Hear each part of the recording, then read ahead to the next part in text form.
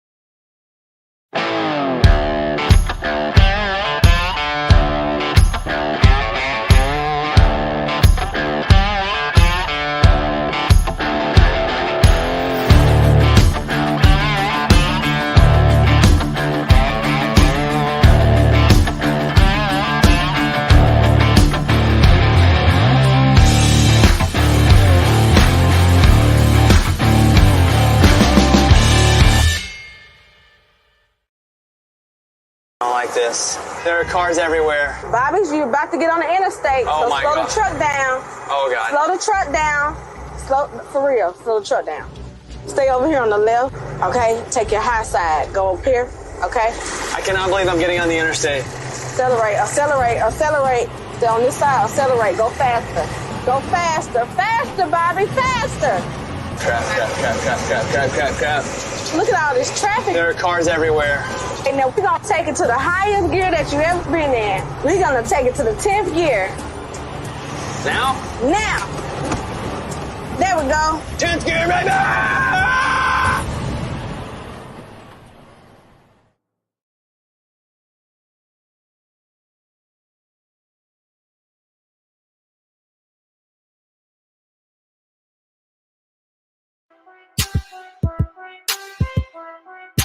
DJ Tony Gunn. She gon' take care of her bitch, she truckin'. She a woman with a rig, she truckin'. She gon' take care of her kids, she truckin'. Yeah, she a boss, she do it big, she truckin'. She a boss, she do it big, she truckin'. She a woman with a rig, she truckin'. She truckin'.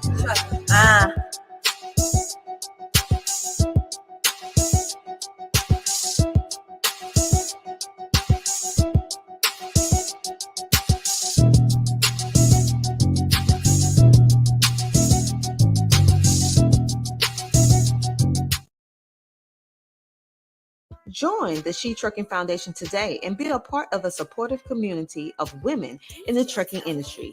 Unlock exclusive access to valuable resources, including mentorship, educational workshops, and networking opportunities. Whether you're an experienced professional or just starting your trucking journey, She Trucking is here to empower you and help you thrive. Visit www.shetrucking.com to join us and drive your trucking career to new heights. Hi, She Trucking family. Welcome to the podcast. This podcast is going to be sponsored by My Guardian Dogs, GLCS, and Unique Benefits. Yay! Thank you so much for sponsoring this episode. This is the health and wellness episode of She Trucking. And I did it last month, and y'all learned a little bit about me. In case you didn't watch it, I'm Melinda Fox Wellington. I'm a health and life coach, and I specialize in helping truckers find the healthier options to being on the road. And if you missed that episode, go watch it because it's got some good tips and it's got a little bit of my story. But this episode, we're going to have a guest on, and it's going to be Tanea. And she has been driving for 3 years, and she has been working on her healthier journey. A lot of similarities to mine, but she's gone a little bit of a different route. Everybody has their own journey, and you just got to find out what works for you. So let's bring her on.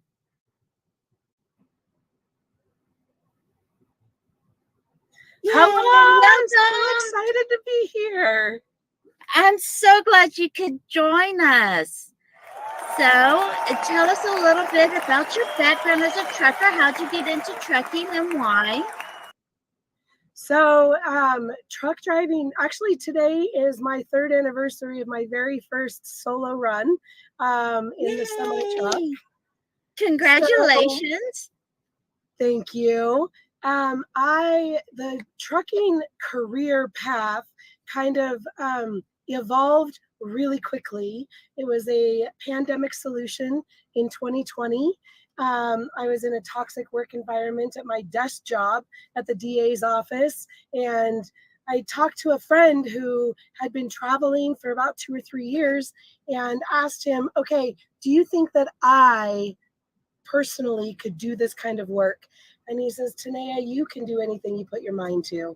So I quit my job 4 days later and got rid of my house, sold my car, put all my things in storage, and got my permit on a Friday and started trucking school the next Monday. That was 3 years ago. Wow, that was fast. That was real fast. Yeah. So, how was the first couple of years of driving? Health wise, mental wise, struggle wise, excitement wise? The first 18 months, I had a lot of limiting beliefs about what was possible. And I dove so deeply into learning everything. Like, I'd never even seen a semi truck, like the inside of a semi truck, as an adult. I'd never backed up a pickup with a travel trailer on the back of it. So my level of expertise when I started was zero. So it took me a good 18 months to find a rhythm in my career. I also am a team driver. So I started out originally planning to be a solo driver, met my co-driver during orientation for our first trucking company gig. And we hit it off really quick and decided to go on the road together. So from the beginning,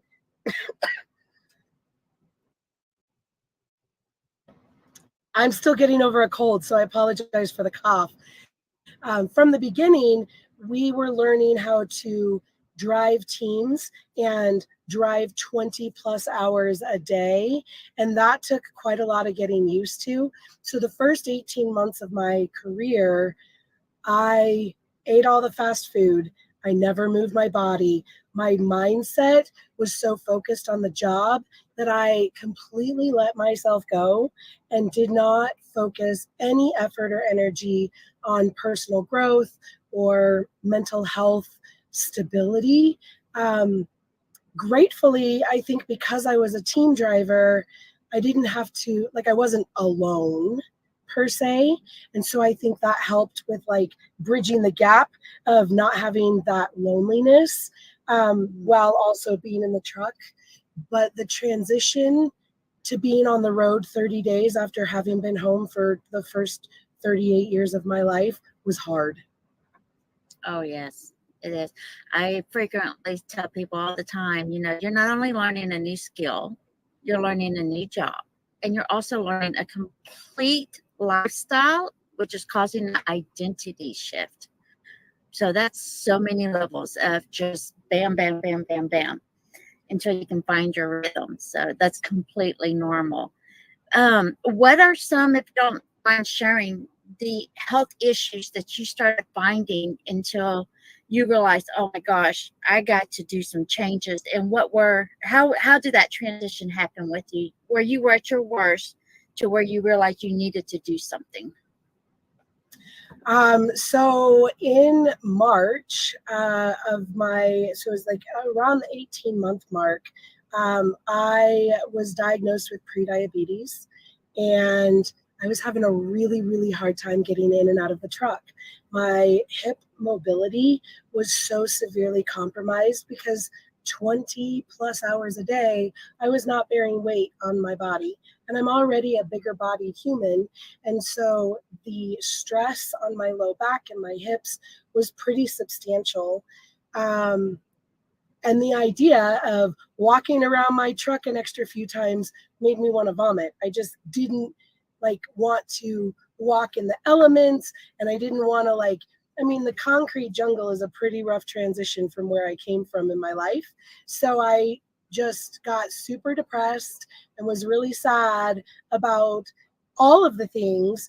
And then a friend of mine had actually been talking to me for a year, telling me that she had this solution for me. I was like, I'm in a semi truck, right? Like, you're crazy. This isn't the life for me. I can barely keep my eyes open when I'm doing my 12 hours of work every day. There's no way. And so, but that transition happened. So I ordered this kit or whatever in March, did one workout and was like, oh, that hurt. I'm not doing that. This is ridiculous. And I put it away for another 6 months. And then in August, it got to the point where I was in tears driving. I couldn't get comfortable in my seat. I was struggling to get the 2 steps because my knees, my hips, my back, my shoulders, everything had seized up. And I was standing at a fuel island, actually, and I watched this older truck driver, career truck driver, get out of his truck, bent in half, literally hunched over, fueling his truck. And it brought me to tears. And I said, that is not the life I want to live. I don't want this for my future. I don't, and I'm terrified of needles, so I don't want to become diabetic and rely on medications to keep me alive. And so that was the day that I pulled out the program again and said, I know it's going to be hard. I know it's going to hurt, but if I just do a little bit, it has to get better than what I've got. So that's where it started. Yeah, I call that the trucker shuffle. When I see drivers like that. Yes. Yeah, I call it the trucker shuffle. So, speaking of trucker shuffle, I mean, perfect timing. That's so funny. So, I went more of a holistic method where I could learn how to figure, gauge, and experiment what works for me. And you mentioned a program. So how did that work for you? And what attracted you to the program compared to trying to figure it out holistically and experimenting it yourself? Yeah, so Body by Beachbody is the program that I started a little over a year ago. And really, it was the idea that it was a plug and go. It's an app on my phone. It kind of takes out all of the guesswork. I had lots of excuses and very little time. So my schedule now is a little bit different, but when I first started taking my health and wellness seriously, I had very little time available in my daily schedule. And so my co-driver, who is absolutely phenomenal. What's going on, good people? This your boy CTR Shorty. So as y'all can see, I'm standing outside of a trailer, right? Out in front of a trailer. What I'm going to do for y'all is I'm going to pre-trip the whole trailer for y'all because why? I care about y'all. All right, you dig what I'm saying? Also, it's a lot of tips in here that you guys need for when you go to trucking school, all right? So, let's get this done. As y'all can see, I'm wearing a hat that says, I stand with truckers, because at the end of the day, I do stand with truckers. I'm one of y'all. I love y'all. I got my CDL, and I died for this industry. That's why I'm so passionate about it, and I love it. So, hey, if you ever see CDL Shorty name attached to something, guess what? You know that person ain't playing, because CDL Shorty don't attach his name to somebody that's playing around. You dig what I'm saying? All right, so look, at truck driving school, this right here is called your header board. This is the front of the trailer, all right? You want to make sure it's not cracked, broken, or damaged, no holes. What forklifts will do sometimes, guys, is they'll run those forks right through your trailer by accident, but it can happen, and it does happen. So make sure there's no holes, all right? So right here, this is called the apron. This is called the apron of the trailer, all right? This is the apron. The apron is welded to the kingpin. That's the kingpin. This little groove right here, that's the shank of the kingpin. The locking jaws wrap around the shank of the kingpin, all right? Now, what you want to do is come on this side. You want to come on this side. You want to look all the way down the side of the trailer, all right? You want to make sure it's not cracked, broken, or damaged, not bulking or sticking out, all right? Then you want to make sure you got all rivets. All rivets are present, as well as DOT tape that runs all the way down the length of the trailer, okay? Now, what you got here is you got your cross members. These are your cross members and the trailer floor. Make sure it's not bent, broken, or damaged, not cracked or anything like that, okay? Then you got your landing gear. You got your landing gear, and this is called your K-frame, okay? Make sure it's properly mounted, secure, not cracked, broken, or damaged. Hey, real quick, get that lingo in your mind, okay? CBD, cracked, broken, or damaged. PMS, properly mounted, secure. All right, that's the lingo in truck driving school, okay? Make sure that the sand feet on the landing gear is fully raised, all right? And the handle will be in this cradle, which is the crank position, okay? All right. Now, we're moving down. You got to stop right here. This will be called your marker light. Marker light. Make sure it's properly mounted, secure, not cracked, broken, or damaged, amber in color. All right. Now, when you get right here, you want to make sure your air lines are fully raised off the ground, all right? Not leaking. Anything that got to do with air, you got to make sure it's not leaking, okay? All right. Now, you want to talk about your sliding tandem. This is your sliding tandem. Make sure it's properly mounted, secure, not cracked, broken, or damaged. If you're at truck driving school and it's got a handle right here instead of the hydraulic button, you just want to make sure that the sliding tandem handle is properly mounted, secure, not cracked, broken, or damaged, all right? Now, this will be called your spring mount. Spring mount, properly mounted, secure, not cracked, broken, or damaged. Now, this right here is called a torsion arm or torque arm. Torsion bar or torque arm, okay? Properly mounted, secure, not cracked, broken, or damaged. You got your spring leaves, properly mounted, secure, not cracked, broken, or damaged, held together by two tight U-bolts. All right? So now we're going to get up under here. We're going to get up under here. These are your U-bolts. Okay, two tight U-bolts. All right, now this is your brake chamber. Now, let me tell y'all something. With your brake chamber, you always got a slack adjuster and push rod. Okay? This is your slack adjuster and push rod. On the tractor, on the steers, is flipped upside down. I mean, it's flipped up. Back here on the trailer is flipped down. Okay? Slack adjuster and push rod. All right, make sure it's properly mounted, not cracked, broken, or damaged. It should have between 1 to 2 inches of play. Between 2 and 3 needs adjustment. After 3, it's out of service, okay? You got to say that. All right. These are your brake chamber with your brake hoses. Now, anything with rubber, you got to make sure it's not leaking. So with the brake hoses, you got to say the brake chamber is properly mounted, secure, not cracked, broken, or damaged. Then you got to say the brake hoses properly mounted, secure, not cracked, broken, or damaged, not leaking. All right. Then after that, guys, you want to go inside. This is your brake drum. This is the drum. These are your brake shoes. Brake shoes, brake drum. All right. You want to make sure that brake drums properly mounted, secure, not cracked, broken, or damaged. The brake shoes properly mounted, secure, not cracked, broken, or damaged. And make sure it's got a 1/4 inch of pad on it, okay? 1/4 inch of pad. All right. So now, after that, right, you want to go inside the tire. These are called your bud rims, okay? Properly mounted, secure, not cracked, broken, or damaged, free of debris.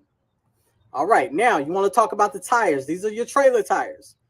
Properly mounted, secure, not cracked, broken, or damaged, even wear.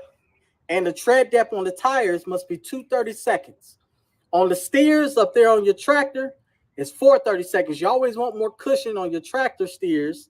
And then on your driver steers, it's 230 seconds. And on the trailer steers, it's 230 seconds, all right, of tread depth, okay? All right, now let's get up under here. All right, now you want to talk about the sidewalls. Sidewalls, properly mounted, secure, not cracked, broken, or damaged, evenly worn, not bulging, okay? Now, this is your bud rim, properly mounted, secure, not cracked, broken, or damaged, no illegal welds. Now, these are your lug nuts, properly mounted, secure, not cracked, broken, or damaged, no shiny thread or rust trails, and none missing, okay? Then, this is your axle hub seal. It's got a sight glass. You'll be able to see oil in there, okay? Make sure that's properly mounted, secure, not cracked, broken, or damaged, and not leaking. All right, then you'll tell the examiner, I'll check this tire the same way I check this tire. All right, then you'll go to your mud flaps. Your mud flaps, properly mounted, secure, not cracked, broken, or damaged, fully raised off the ground, must have DOT present. If it does not have DOT tape present, still say it, okay? It's always good to oversay stuff versus undersay stuff. Door ties, properly mounted, secure, not cracked, broken, or damaged. ABS light, properly mounted, secure, not cracked, broken, or damaged, amber in color. ABS stands for anti-lock braking system, all right? You go to pick up a trailer and you put that electrical cord in that 7-way to make sure all your lights is working. If this should come on and go off. If it does not go off, you have a problem with your trailer brakes, all right? This is your marker light. Your marker light, okay, people? This should stay on at all times. You should be able to look out your driver's side mirror and see your marker light at all times. It's just an indication to tell you where the trailer is at all times. Now, get back to the back. You always want to look up at the top of the trailer. Those are called your clearance lights. Properly mounted, secure, not cracked, broken, or damaged, red in color. Then you want to go to your trailer doors, properly mounted, secure, not cracked, broken, or damaged. Go to the hinges. The hinges, properly mounted, secure, not cracked, broken, or damaged, all is present. Trailer doors have DOT tape all around them, all right? Then you want to go to your DOT bumper. No, excuse me. Then you want to go to your trailer lights. Properly mounted, secure, not cracked, broken, or damaged, red in color. Now, this is very important. I tell all of my students, TTB4, tail lights, turn signal, brake lights, 4-ways. These are the functions of all these lights that they want you to say. TTB4, tail lights, turn lights, brake lights, 4-ways. All right. Now, then you'll go to the trailer bumper. This is your DOT bumper. DOT bumper must have DOT tape on it, all right? Properly mounted, secure, not cracked, broken, or damaged. Now, this is the kicker. When you get to the passenger side, you must tell the examiner that you're going to check this side the same way you check that side. Why would you do that, CDL Shorty? Well, let me tell you why. Because everything you said on that side is on this side too, right? So if you don't say that, then guess what?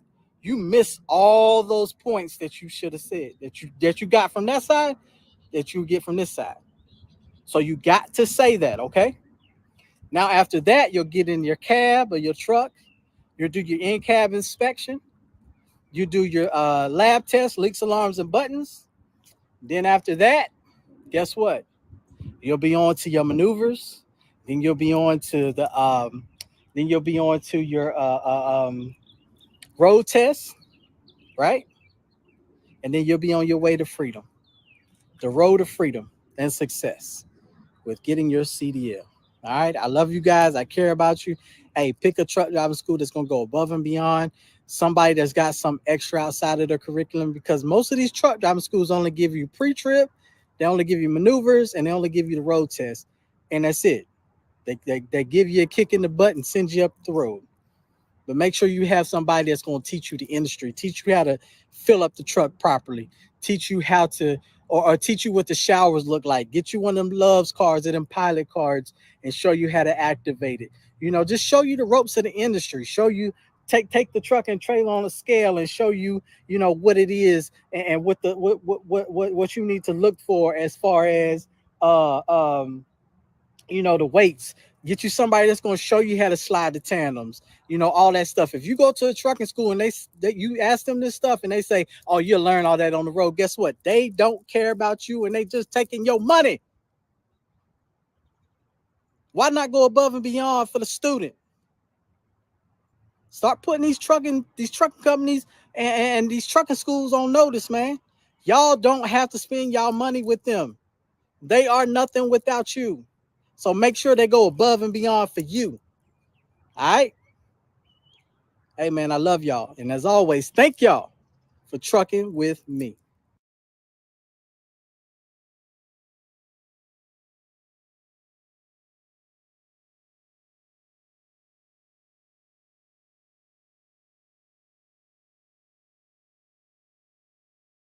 Be strong.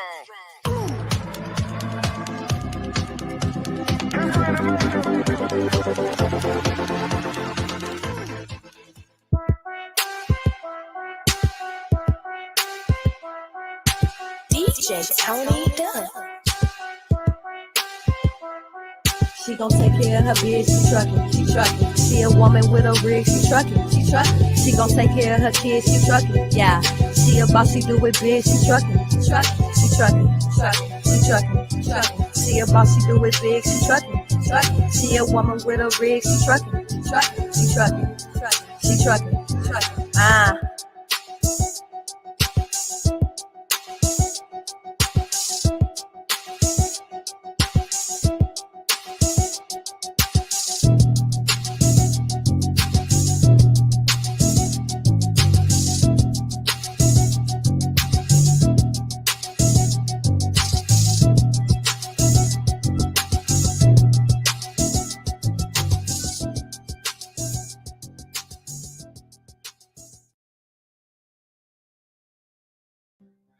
My name is Nate Johnson, and I'm the CEO and founder of GLCS. GLCS supports drivers by streamlining office processes, deploying and supporting company software, and connecting in-cab technologies to in-office technologies. I've spent nearly 30 years in transportation, starting my career as an over-the-road driver. Recently asked what was my favorite experiences as a driver. I recall waking up in the morning many times to a light fog, the sun rising, having a good cup of coffee, and rolling out of a truck stop, starting my day feeling rested and refreshed. Those experiences are something that I cherish and recall and really only get to experience on long road trips now. Drivers, thank you. Thank you for all that you do. Drive safe, keep up the good work. We're all here to support you. Thank you to all the millions of drivers that safely keep America moving. Happy National Truck Driver Appreciation Week.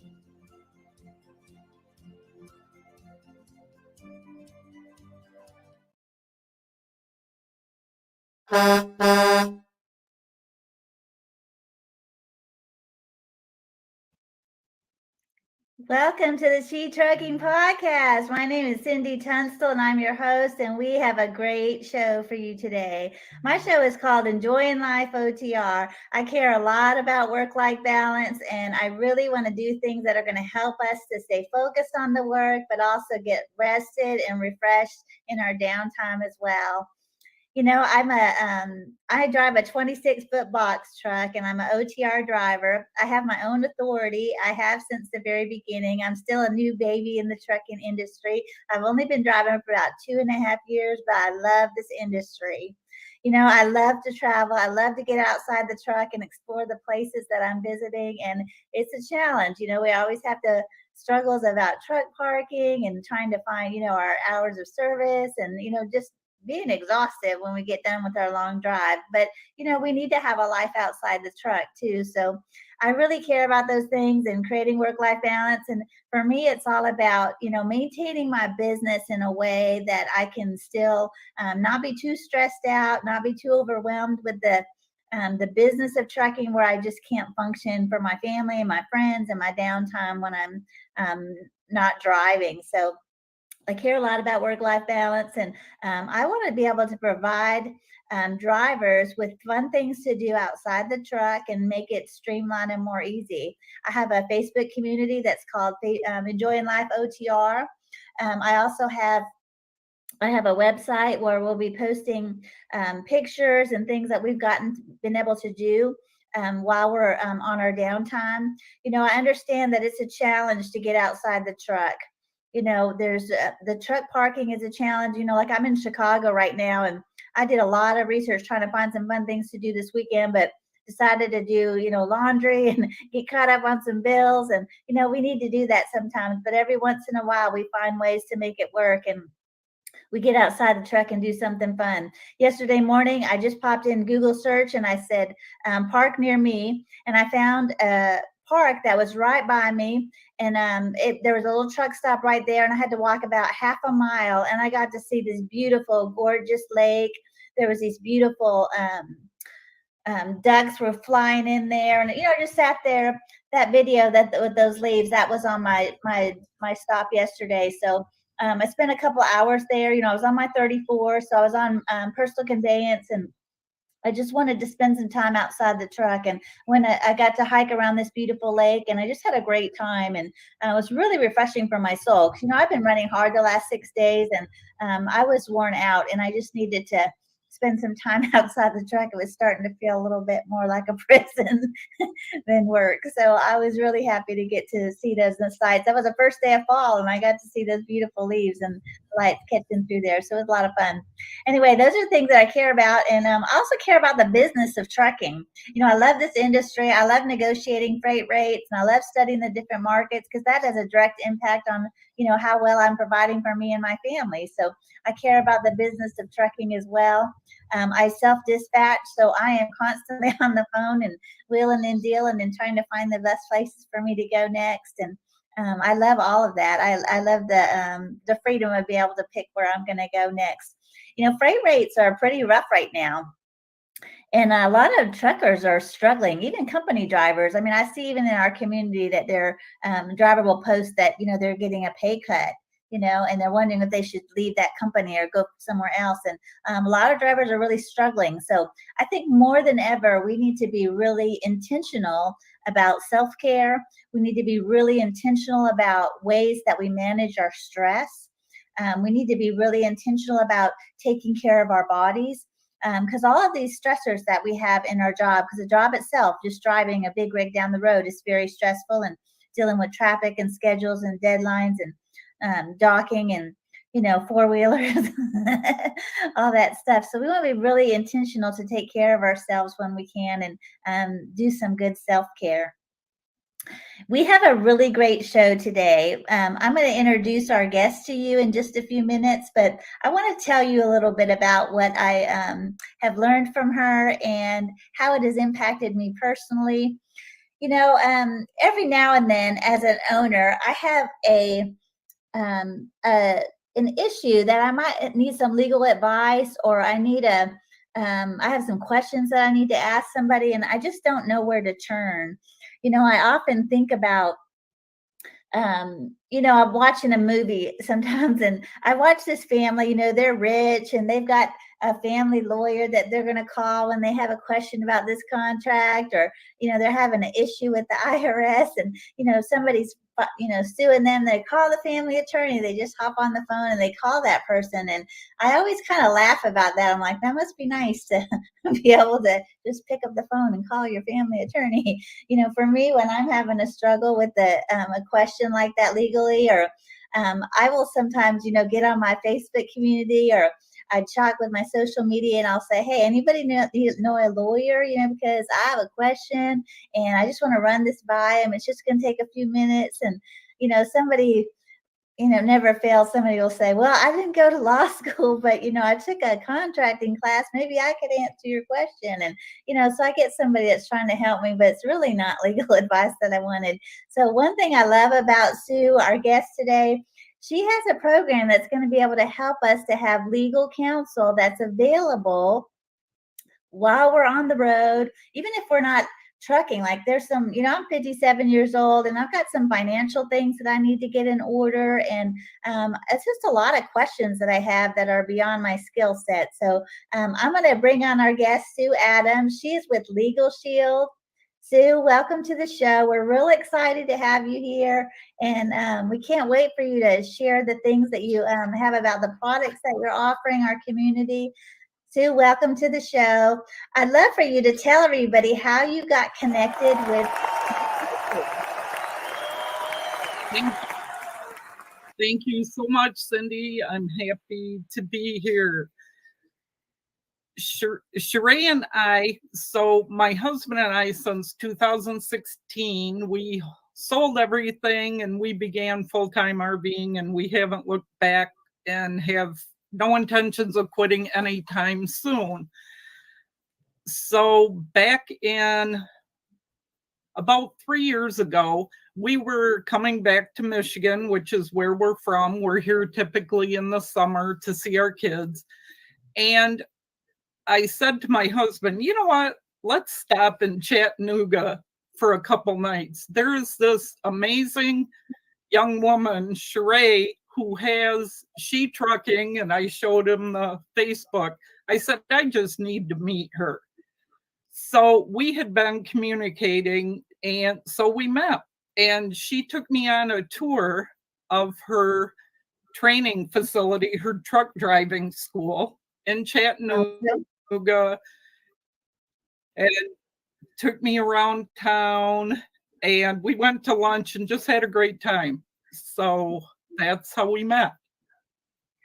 Well, Sue, you're involved with Legal Shield and now a partner with the She Trucking community and our She Trucking Foundation. What I love about Legal Shield, there's so many ways that you could benefit our community, whether it's, somebody, a driver like me that owns my own trucking company, or just somebody that's a dispatcher. I mean, really everyone could benefit from the services of Legal Shield.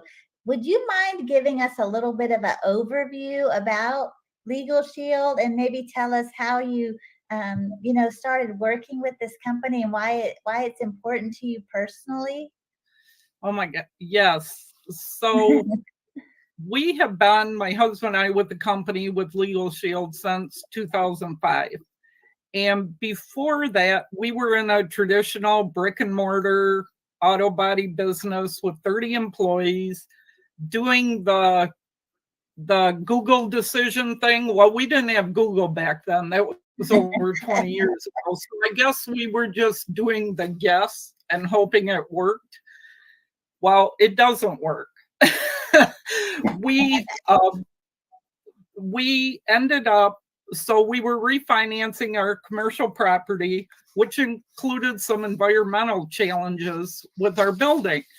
And we should have had a qualified attorney. We didn't, because the contracts were written by an attorney, just not ours.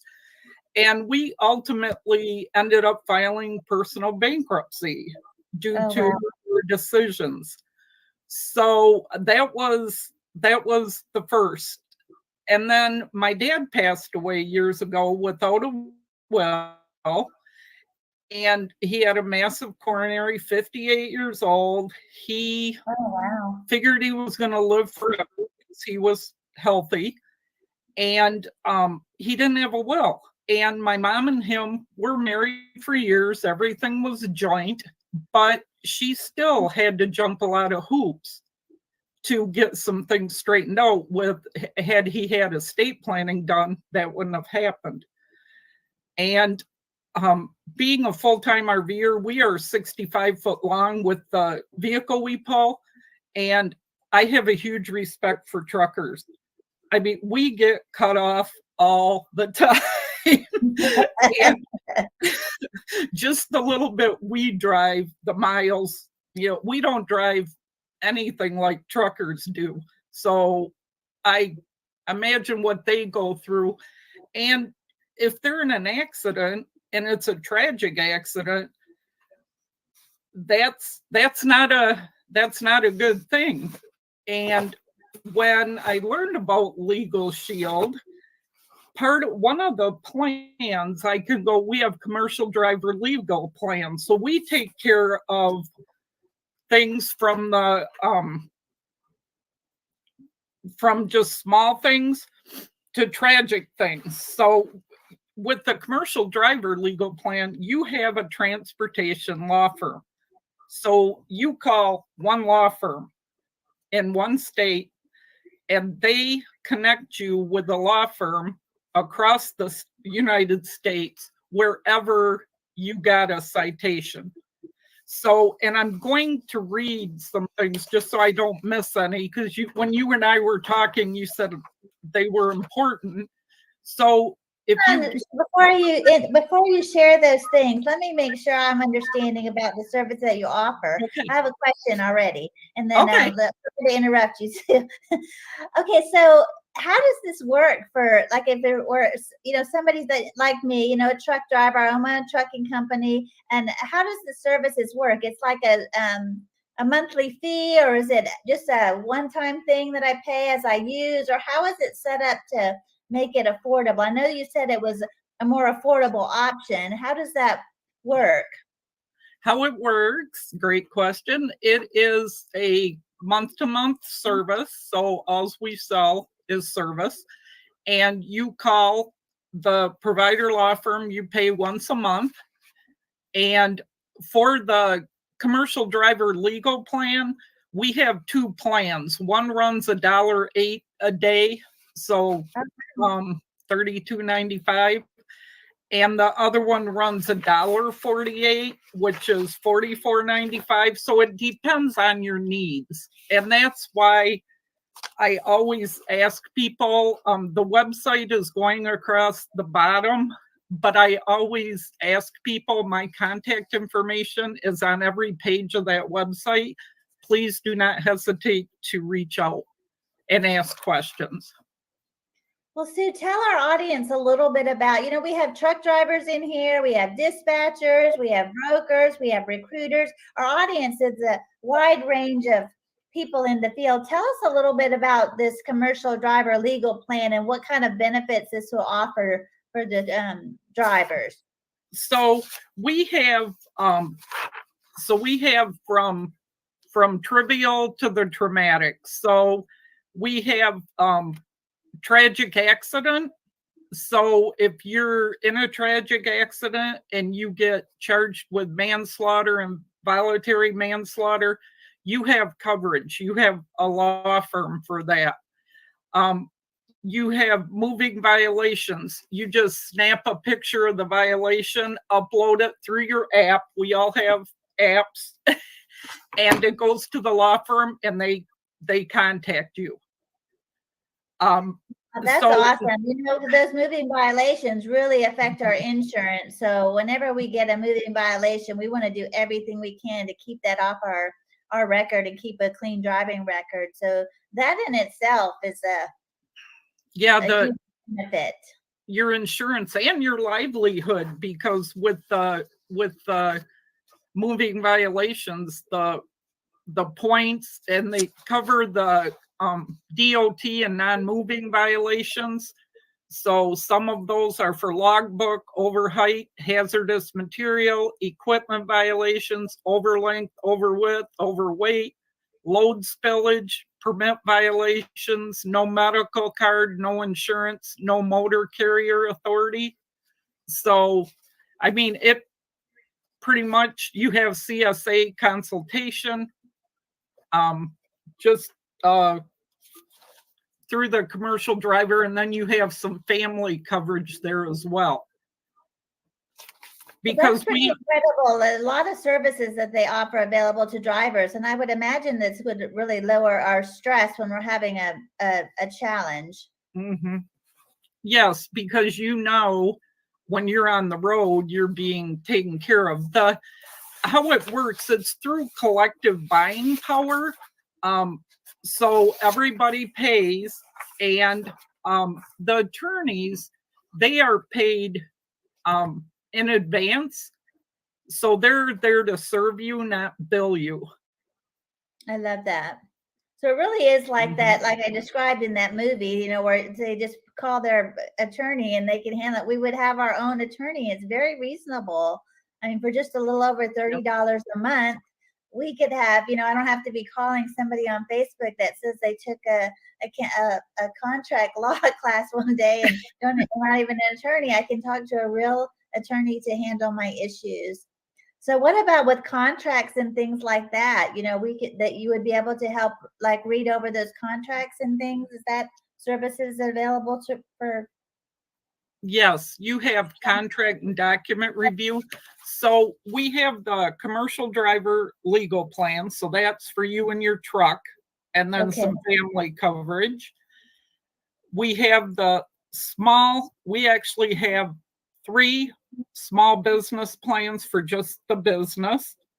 And that depends on your needs. So the cost is $49 to $189 a month. So there's 3 choices there, but it depends on your needs. So you choose the services. So That's a great benefit too. A lot of truckers have, you know, a side hustle and they have other businesses. Like they could have a small business. Like I have a small trucking company. It's just me, so that's considered small business, obviously. But you know, many times we have another business that we're doing on the side as well, where we may need some assistance. So that could all fall under the small business plan.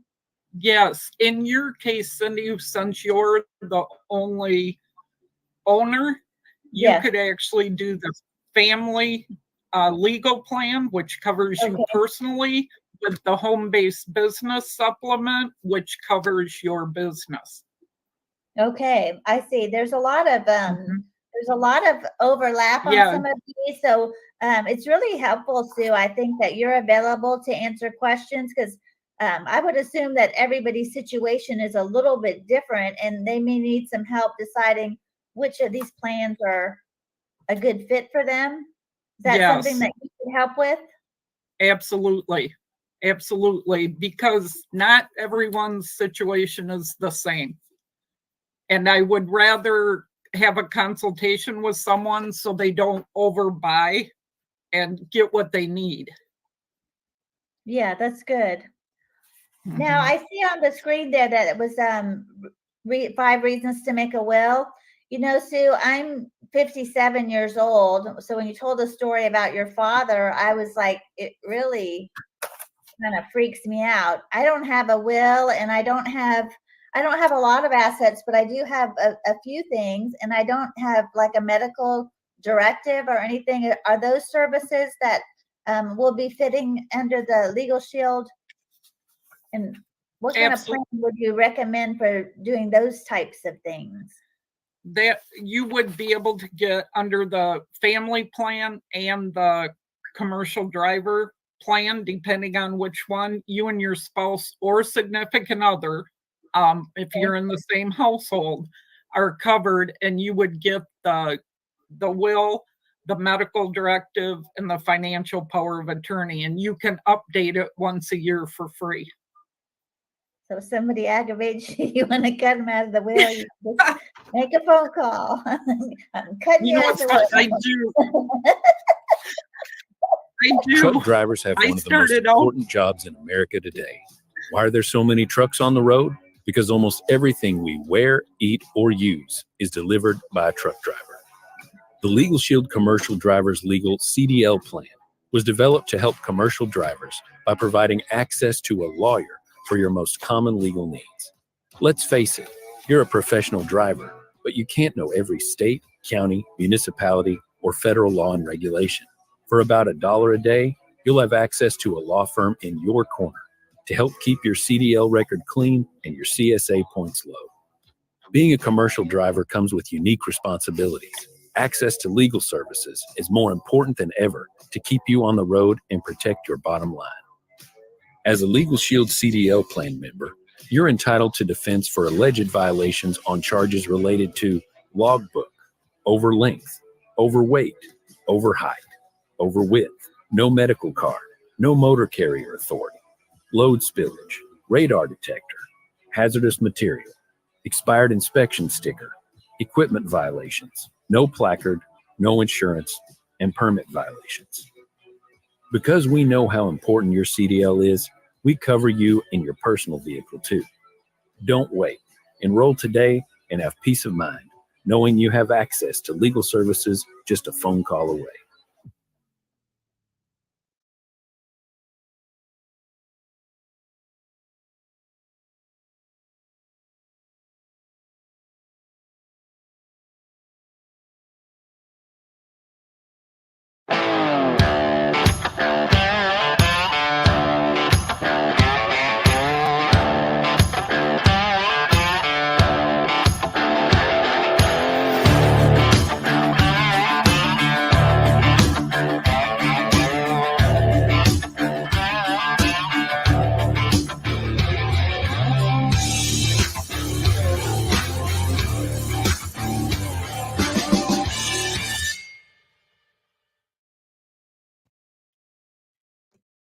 Wow, that is incredible. All of the services that they have available for the drivers. I mean, it's really so many things, and those are all stressors for all of us, like worrying about having to get those things taken care of while we're still driving, because that's the other issue. Sue, I have a question. I was thinking as I was watching that list of things. So say a driver has a violation and then they take a picture of that and they send it into Legal Shield.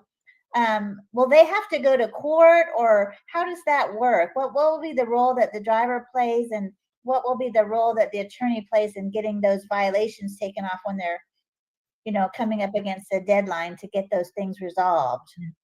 The law firm's goal is to keep the driver on the road and not have to go to court. So they do their best to keep them on the road and take care of it for them. So I guess there may be some times where the driver would have to go, but a majority of the time the lawyer would go on your behalf. Correct. That's awesome. That's really great. Yeah, they know when a driver is off the road, they aren't making money. So they do their best to keep them on the road. Well, you've told us a good bit of information about the commercial driver legal plan. Would you mind going through some of the other options? Because I know that there's other services that you have available for us. Could you kind of give us some highlights of some of those? Yes, we have. So we have the family legal plan, and that covers the member and the spouse or significant other and children up to the age of 26, never married, living at home, or full-time college students up to the age of 18 for whom you're legal guardian, and mentally or physically challenged children for their lifetime. Okay. So that is, so all of the plans, the commercial driver, the family legal plan, you tap your app, you have any questions, call the law firm, and an attorney calls you back within 4 business hours. So you would call and say, I need advice on whatever you need advice on, and an attorney calls you back that specializes in that area of law.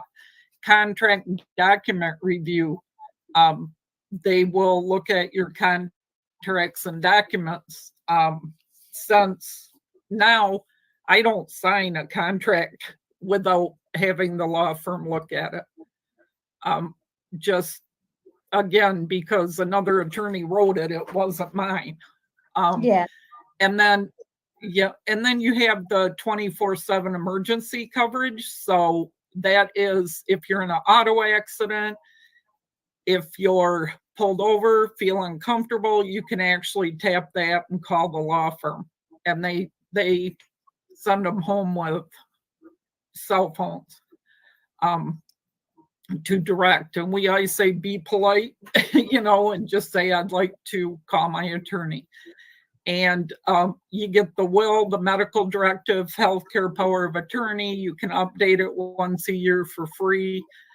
And then we have supplements that go on the family legal, which are the home-based business supplement. And then we also have a gun owners, a ride share and delivery. So if you If you're a Uber driver, you Uber Eats, the ride share and delivery plan, and then trial defense, and then the home-based business supplement that I talked about. Those all go on the family plan. And then you have the small business plans I mentioned. Those are strictly for the business itself. Okay. And then we have ID Shield as our identity theft protection. And identity theft is one of the top complaints to the Federal Trade Commission for many years. And our plans run from $14.95 to $34.95, depending on the plan. But the main benefit with ID Shield over any other is you have a licensed investigator that goes to work on your behalf, doing whatever it takes, as long as it takes, to put you back to pre-theft condition. So wow. most people think identity theft is financial. That's actually the smallest part. So child, character and criminal, driver's license, social security, those are the major types of identity theft. Oh wow! And I think you had shared. I have young adult children, and they have new to credit, and they could maybe apply for something and find out that something had been. You said that thieves will sometimes get a hold of a child's credit and use their social and things. How is that happening? Yes, one of my colleagues, because they don't have anything on their credit because you don't check it. I have a colleague that recruited students for a university here in Michigan, and she said once a week she would get to the financial aid part of getting the child into the university, and either the child or the parent was a victim of identity theft. So they had to clean that up before they could go to college, and they didn't even know it. One of the things I think about, like credit, like even it affects my credit score, and when my credit score is affected, I mean that affects my insurance.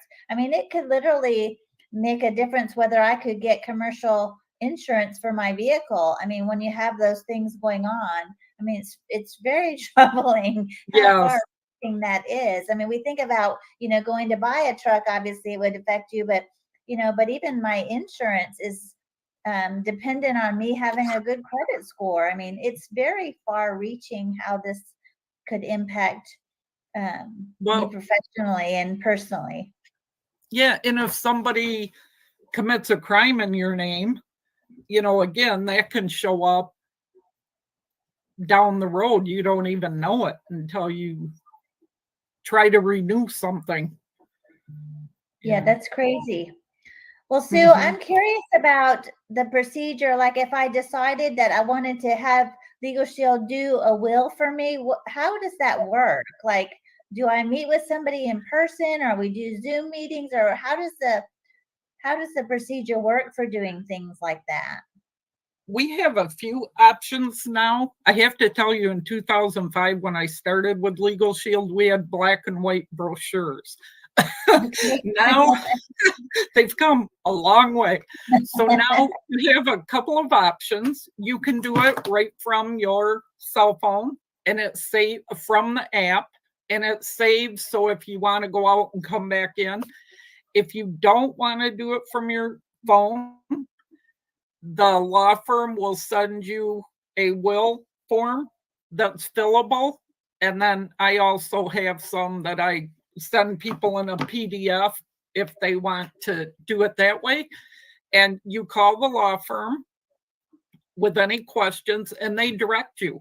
They direct you how to send it in, and you get it back within 5 business days. 5 business days. That's so quick. That's so quick.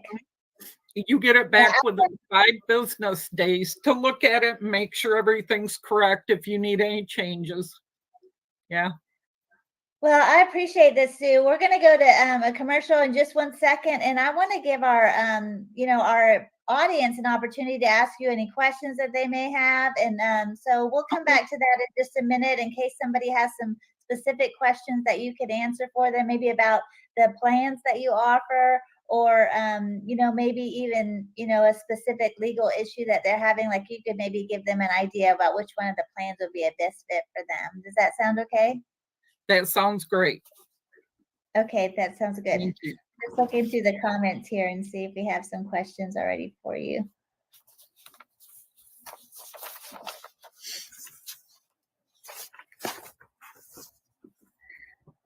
Okay, I don't see any in there yet. Maybe they'll have some others that will come on. I was thinking about claims. Sometimes there'll be a claim on our, like somebody says that our truck hit something, or even a claim with the freight that's damaged. Sometimes I'll secure the freight, or the shipper will, they'll secure it and seal my truck, and I'm not even allowed back there. And then when I arrive at the shipper, there's damage to the claim. Are they able to help with those types of claims, with freight? Yes, that would be something a small business plan would address, because it's income producing activity. Okay. So that would be under a small business plan. Well, Sue, I'm really grateful for the information that you've shared with us. Do you have any other things that you would like to share with the audience that maybe I didn't hit on, or other products or services that are available from Legal Shield that maybe I didn't touch on? I hit all of them that we offer. So what I would suggest is the website going across the bottom is where you would go and look at the different plans, because you can click on, okay, I talk with my hands. You can click, if you scroll up a little bit or down, you can click on right there on the small business legal plan. It lists them all for what it covers. The small business, and it covers, and like I said, look at it, but then feel free. My contact information is at the bottom of every one of those pages. You can call, text, and then on Wednesday, I am going to, if you're not a member of the She Trucking Community Facebook page, join. On Wednesday, I'm actually going to go through each plan on that website, just more in depth, and how to navigate around the website. Sorry, you're doing a webinar for us this week, and that will be an opportunity too. So maybe people will think of some questions that that they think of after the show, and that would be a great time for them to connect with you. So I really love this, because there is some overlap on some of the plans from when we talked, and I think so. You'll be available to answer questions. People in our She Trucking Facebook group, Sue is also in that community, so you can find her in our She Trucking group, and then also on the website there. Well, Sue, I'm so grateful that you were able to come on and share these things. Looking forward to your webinar and learning more about it and finding out which plan's right for me. And honestly, I want to get my will done. So I've been procrastinating that so badly. So I'm so grateful that it's so easy and quick, and because it feels like a big burden, honestly. So I'm grateful it's very easy to do. I have to say, Cindy, don't feel bad. I had the plan 2 years before I did it. And this was years ago, because I thought it was going to be so awful. And then I did it even back then when it was a lot, different. I'm like, it only took 20 minutes. Why did I wait so long? And now, and the attorneys are amazing when you call, because everybody's situation's different. We have a lot of blended families, and, just questions on how to best handle. And even at the top of the website there, they have a lot of free information there. Well, thank you, Sue. You're very knowledgeable, and I'm really grateful that we got to spend this time together. And thank you so much for coming on the show. We're so grateful you're a part of our community, and what a blessing to have so many resources available, and it's so reasonable. I had no idea that it was so reasonably priced. So thank you for coming on. Thank you. Appreciate it. Have an amazing week. You too. Well, this wraps up another show of Enjoying Life OTR. And, like I said in the beginning, we have to find ways to manage our stress and to handle our business so that we can, be available for our friends and family, enjoy our downtime when we're not working. And Legal Shield is a really wonderful way to help us to take care of some of those things that are just little stressors that we're kind of riding around, thinking about those things, knowing that we need to get this done. And it's a way to lower our anxiety and to help us to be able to enjoy our life and our work and our family time. So I just want to thank you so much for coming on to the show today. And if you are a member of the She Trucking Foundation, please visit the shetrucking.com. We have so many resources available for drivers. If you're just considering getting into the industry, there's opportunities for you to learn how to get your CDL. But we offer so many more things as well. So even if you have been benefiting from our community for all of these years, this is a way for you to give back, to be able to help other women to be able to succeed. And you could look at all of these webinars that we have coming up. Sheree has so many things planned that will help us to be able to thrive in the industry. So I just want to thank you for joining us in today, and we're looking forward to our next episode. Thank you so much for joining in, and we'll see you soon. Y'all take care out there and be safe. Bye-bye.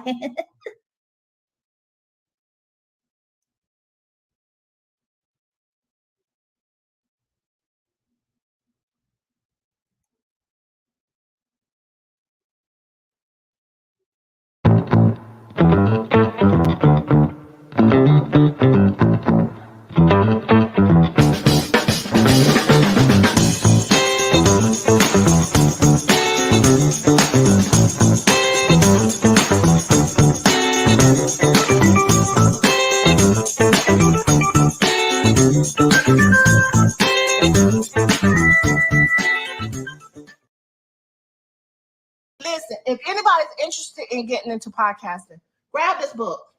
Go on Amazon, grab this book. It goes with me almost everywhere. This book has like a workbook. It has places you can fill it in. It tells you how to monetize your podcast. It tells you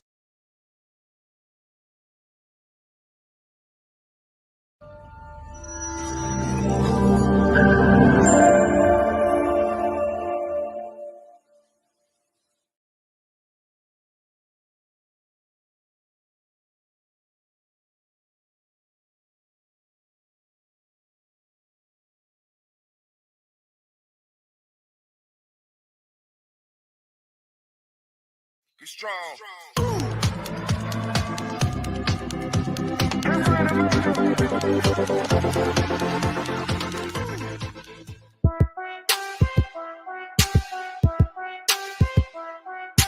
DJ Tony Duff. She gon' take care of her bitch, she truckin', she truckin'. She a woman with a rig, she truckin', she truckin'. She gon' take care of her kids, she truckin', yeah. She a boss, she do it big, she truckin', she truckin', she truckin', truckin', she truckin', truckin'. She a boss, she do it big, she truckin', truckin'. She a woman with a rig, she truckin', truckin', she truckin', truckin', she truckin', truckin'.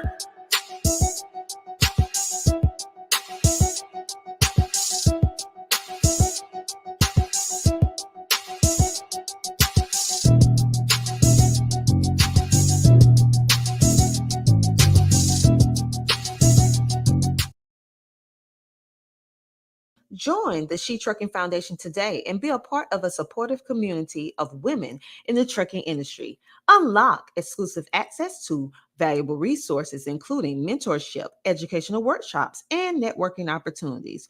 Whether you're an experienced professional or just starting your trucking journey, She Trucking is here to empower you and help you thrive. Visit www.shetrucking.com to join us and drive your trucking career to new heights.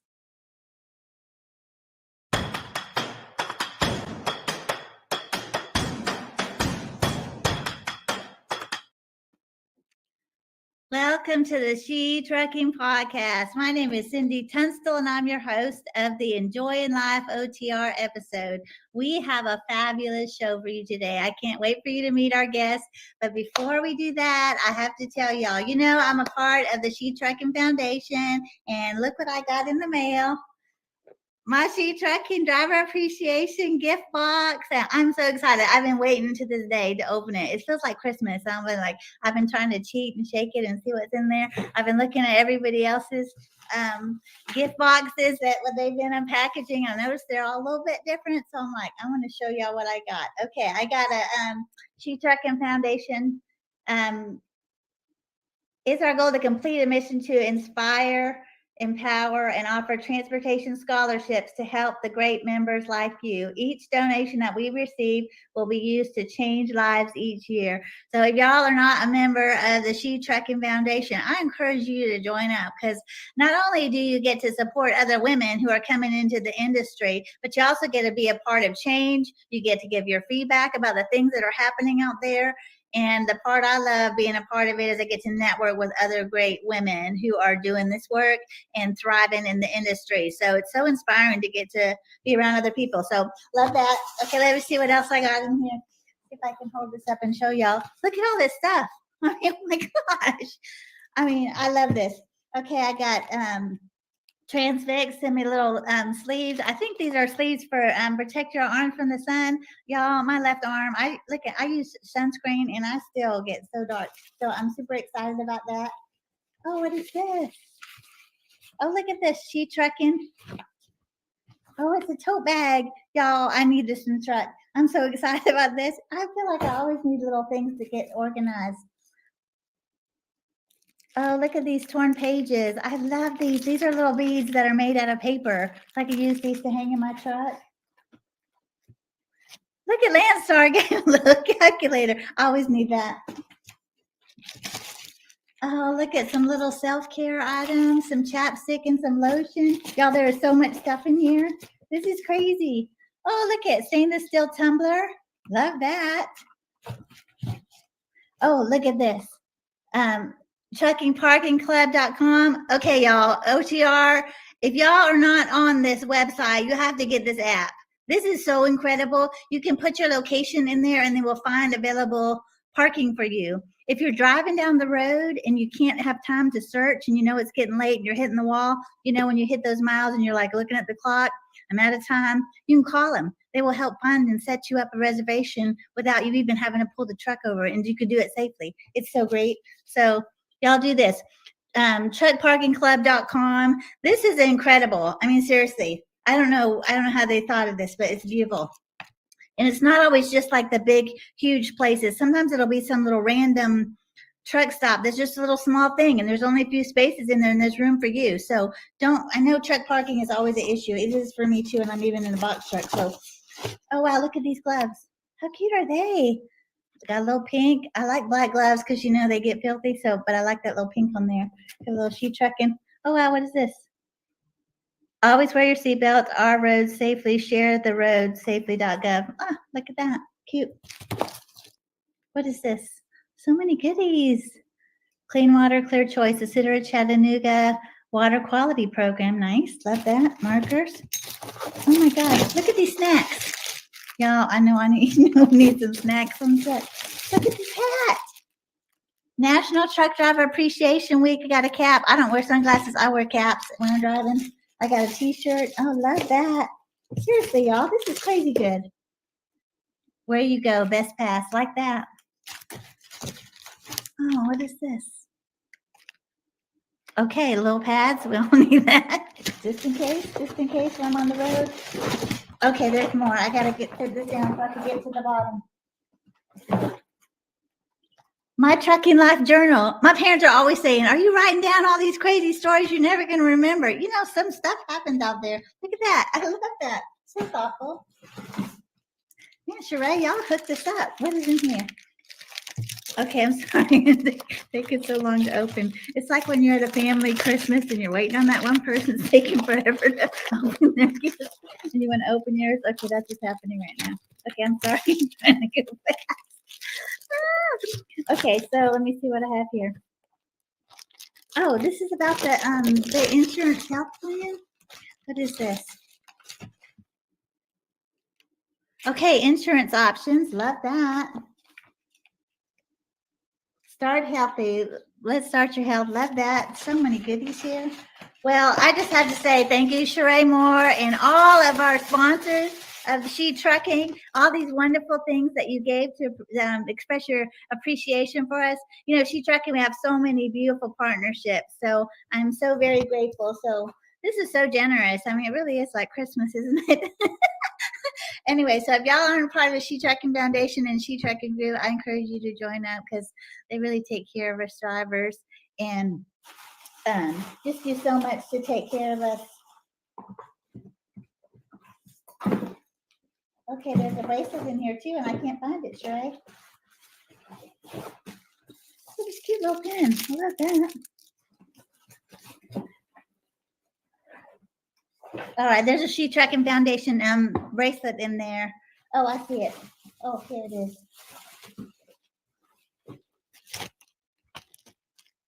Oh, I love this. I missed it. After y'all aren't on, I'm gonna have to play with everything. Look at this. Look how cute that is. She Trucking bracelet. Love that. Oh, Sheree, for real. This is too much. Look at these beads. Love that. I'll put that on right now. Okay, and no distraction with my gift box. Anyway, She Trucking loves and values truckers, and so many of our sponsors have just been so generous to give these gifts. So if y'all didn't sign up this year to get one, y'all be sure to sign up next time because so many goodies. This box is huge. Look at all the stuff in here. I didn't even go through it all. It's so many great things. Anyway, so, okay, back to the show. Okay, we have a great episode for you today. You know, our show is Enjoying Life OTR. My passion is, you know, I'm an OTR driver. I drive a 26-foot box truck full time. I do OTR. I stay in the hotels usually, but my goal is to take advantage of the opportunity to travel. You know, we get to travel all over this beautiful country, and I do just love the driving. I love the work. I love negotiating my own lanes. I love deciding where I'm going to go. I mean, I love all parts of trucking. I love securing my freight and, you know, telling everybody on the dock what needs to happen and get everything there securely. I mean, I love all parts of the job. But I also want to take care of myself. You know, when I'm out for 3 weeks at a time, I know it is not good for my spirit just to be solely all about the work. We need to have some balance, right? I love adventure. I love to travel. My family is military, so we traveled all over. And one of the things that, and I still tell my father this today, I've told him that my parents this recently, you know, when my family would move to a new area, they would go on a mission to find out all the great things to do in that city because we knew we were only going to be there about 18 months and they had 4 children and everybody knew we're not coming back here because it's just too expensive. So my parents would just be on a mission to find all the great things to do in that city. So I would just like, I think that just kind of bled into me as a trucker. I'm like, it's the same way. You know, when I go to Chicago, I live in Dallas. That's where my family is. And my parents and my brother are in Florida. I have family in Houston, but I'm just like, I want to take advantage of the opportunity to be there. You know, when I go to Tennessee, I want to go hiking. I want to see the waterfalls. When I go to Colorado, I want to be up in the mountains and enjoy the scenery. When I'm in Chicago, I want to go have some good food that I don't have in Texas. You know, when I'm in Texas, I want to get some good Mexican food. So, you know, I want to take advantage of all of the cultural things that are around me, both with the food and then also sightseeing. And, you know, I found when I travel to a new area, I will sometimes say to the people that are there, you know, I'll talk to a tree. So, you know, I'll go up to somebody and I'll say, hey, by the way, what's something good to do around here? Local people sometimes can't tell me anything good to do. You know, they'll go, I don't know, there's not really much to do around here. You know, I'm like, okay. You know, so I'm hopping on TripAdvisor and trying to find some fun things to do. But I wanted to find things. I wanted to create a community of people that like to explore, like to take advantage of the opportunity to travel and share their ideas. You know, I don't want to spend all my money on Uber. So I want to try to find some places with truck parking. And I want to make the most of the opportunity to travel without spending a small fortune. So I created a online community. I have enjoyinglifeotr.com is my website, but I also have a Facebook group with the same name, so Enjoying Life OTR. So I want to just share our ideas and things that we've been able to do while we're on the road that didn't cost a fortune. So we're not just living in the truck, it's not great. So without further ado, I have stumbled upon somebody that is Enjoying Life OTR. She is full-time OTR driver. She literally lives in her truck. She travels all over the country, traveling to see her friends and family and doing the work, but she's really making the most of the lifestyle. She's cooking in her truck and just doing a lot of great things. And I saw some of her pictures. I was like, girl, I got to have you on the show because it is pretty incredible. Okay, before I introduce her and bring her on, I want to read this quote to you because somebody in our Facebook group saw her pictures and then she shared this quote. I think y'all have heard this, but she shared this in the She Trucking Facebook group. She said, "Whatever you give a woman, she will make it greater. If you give her a house, she'll make a home. If you give her groceries, she'll make a meal. And if you give her a smile, she'll give you her heart. Women multiply in a large what is given to her." And I thought that is a perfect introduction for our guest. So we're going to go to commercial right now. She's getting ready backstage and she's going to be joining us in just a minute. I can't wait for you to meet her. So y'all sit tight. After this commercial, I'll get to hear her story. She's truly inspiring. You're going to love meeting her.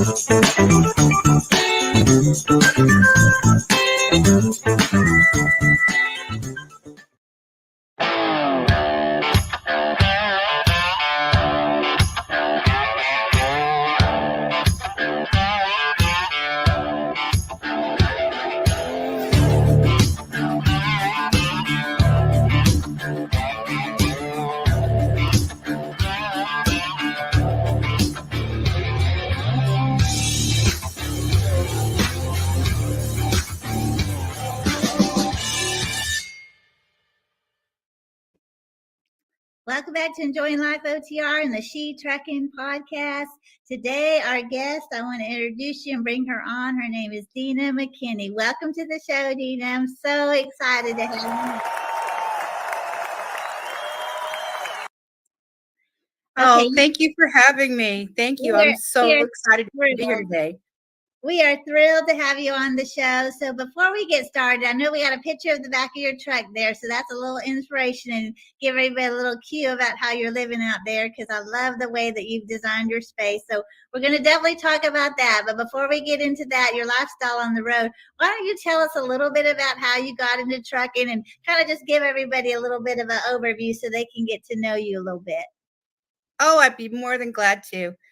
Well, as she said, my name is Dina McKinney. I'm 58 years old.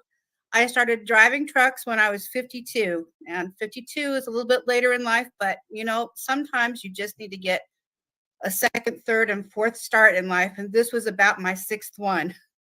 So a little bit about me. I'm a divorced mom with 6 kids. I have 6 grandchildren. My kids primarily live in the Southeast in Georgia, North Carolina, and Florida. My oldest is my daughter, who's 39, married with 3 kids. Then I have a son who's married with 2. And then I got a big gap. And then I've got, 24, 23, 20, and 19. Or is it 21 and 20? Anyway, about the youngest one is like right there at 20 years old. Yeah. And all my kids are just doing amazing things. But because they're so spread out, and because the 4 younger ones are in their younger 20s, when I started trucking, my younger kids were all still right in high school. And they were all approaching the time when they would be going to college.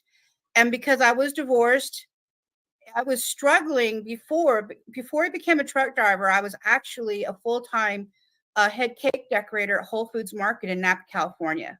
And prior to that, I was the head night baker for Panera Bread in San Francisco. So I've got skills. Prior to that, I went to beauty school, became a hairdresser. I joined the Army and was a dental assistant for over 20 years. So I've done many different things. So I brought a lot of skill sets to trucking. But I had an accident at Whole Foods where I fell and hit my head on a concrete floor.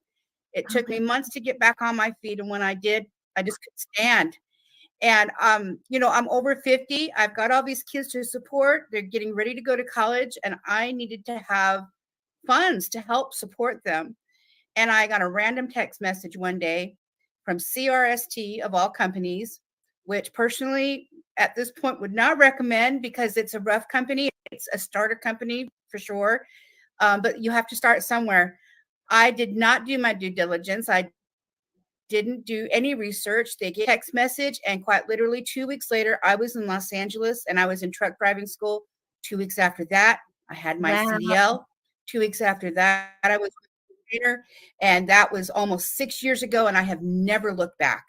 Oh, wow. When I started trucking, of course, I teamed for about the first year, which I'm very grateful for. Teaming really helped me develop the mechanical skill sets that I needed to be able to do this job well and to do it safely. It came very natural to me. I've loved driving my whole entire life. I will never forget. I was in my mid 30s. I had 4 kids in diapers under 4 at the same time. I was about ready to go physically and mentally insane. I'll never forget standing outside of my car at a grocery store. I think I was at Walmart one day, trying to shove kids and groceries into the car, and there goes the semi truck. And all I could think of was, oh, I really want to do that. I need an escape. It would be many, many years before I could actually do it. And so when the opportunity came, I just didn't even give it a second thought. I just went and did it. In hindsight, I probably should have done a lot more research for the starter company that I was going to go with, and, just learn a little bit more about what was going to be the expectations. But I'm sort of a shoot from the hip. If an opportunity comes by me, I'm just going to go run with it. And that's exactly what I did. And I will say that trucking has been bar none, next to joining the military, it has been bar none the absolute best thing I've ever done for myself. I love that. I have a couple of questions, Dina. I want to ask you, when you did team driving, were you with a man or a woman? Both.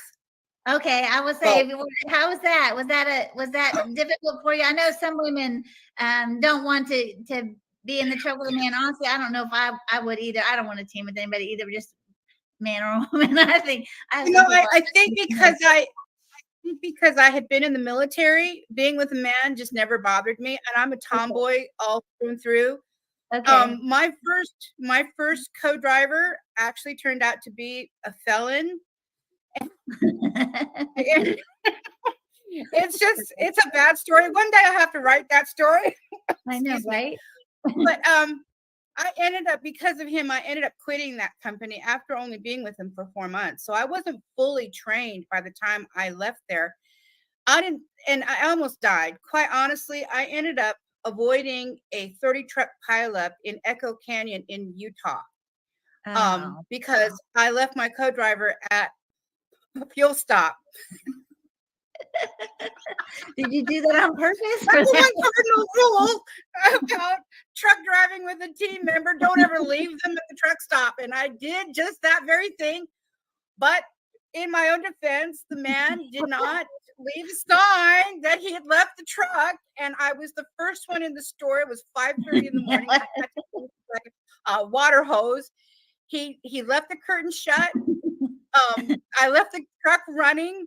I went in, I sat on the toilet, and I will never forget. I prayed to God openly that night. I just said, Lord, please.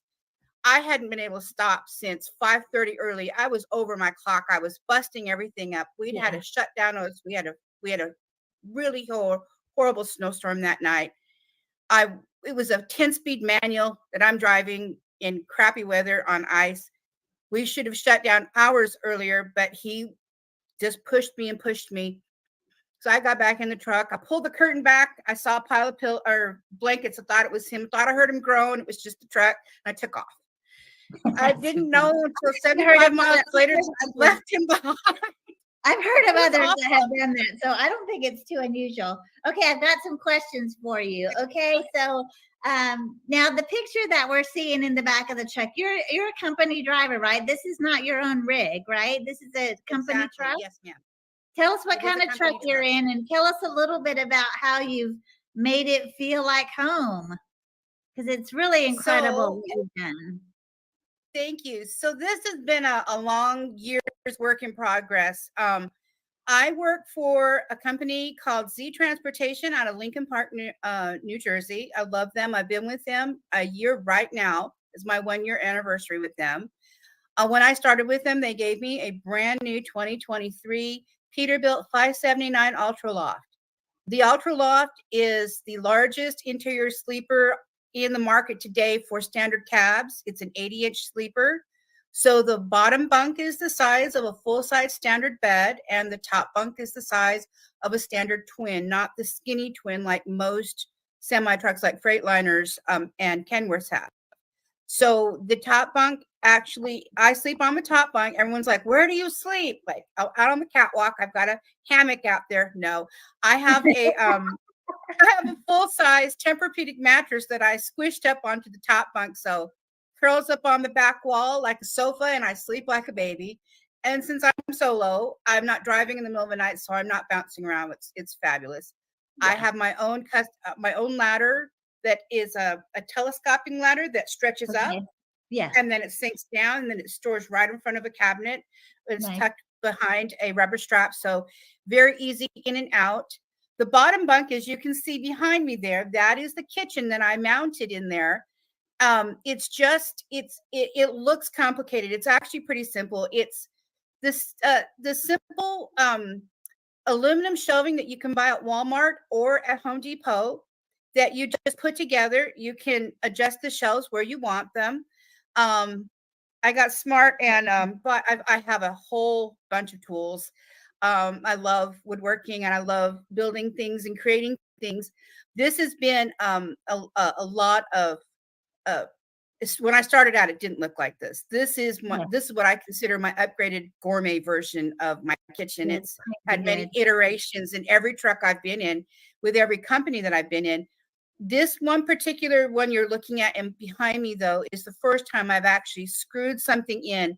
And it's because in the Peterbilt, the bottom bunk actually has a wooden base to the bottom bunk. And so you can screw wooden screws in there. Let's see, only the legs on that countertop are screwed into the bottom to secure it. That's it. Then the top itself is magnetized and hooked in with magnets to legs that are made out of cast iron pipe with flanges on top. So there's a lot of innovation and a lot of thought that went into this. It's surrounded by shelving. There is a big deep freeze on one end, and then there's a long, that's the deep freeze right there. Thank you. And I've got a magnet on the front that's got a knife rack, and then I've got the spice rack on the back. And then there's a bread maker, a dehydrator. I have just about every kitchen appliance. This is a shelf that I made above the passenger and driver's seat that stores my clothing. And that rack to the left that you're seeing there is my coffee rack and small towel storage. The orange and white thing you saw there was my shower. Yeah, there's the ladder and that shelf on the cabinet there, the white cabinet. All that fits behind the driver's seat. That's where I keep my coffee and my tea and things like that. My microwave sits there up on the top. That's a different the oven that you see there is an air fryer oven. The sink, the little white sink, is a hand sink that's sitting in top of a bigger, deeper sink underneath that butcher block top.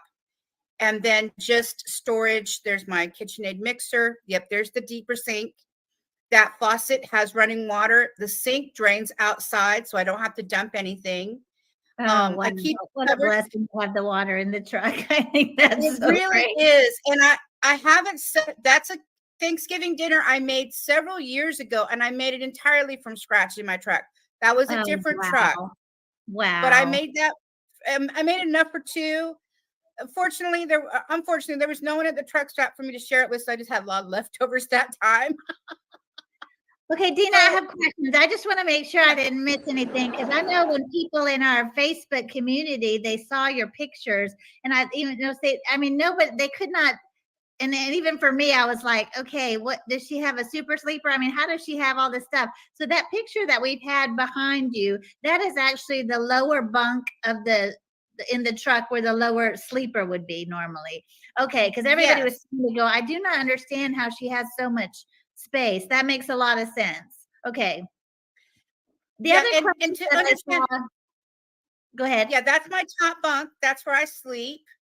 Beautiful. So to understand the interior of that particular model Peterbilt has an 8-foot interior ceiling. I'm only 5 foot tall. Nice. So when the bottom bunk is down, the bulkhead of the bottom bunk is over my head. Okay. Right. So I'm not bending down. And I know like in a Kenworth, it's a lower, or if you have like a mid roof, it's going to be lower. And sometimes it's super compressed and people won't even use the top bunk because it feels like you're sleeping in a coffin.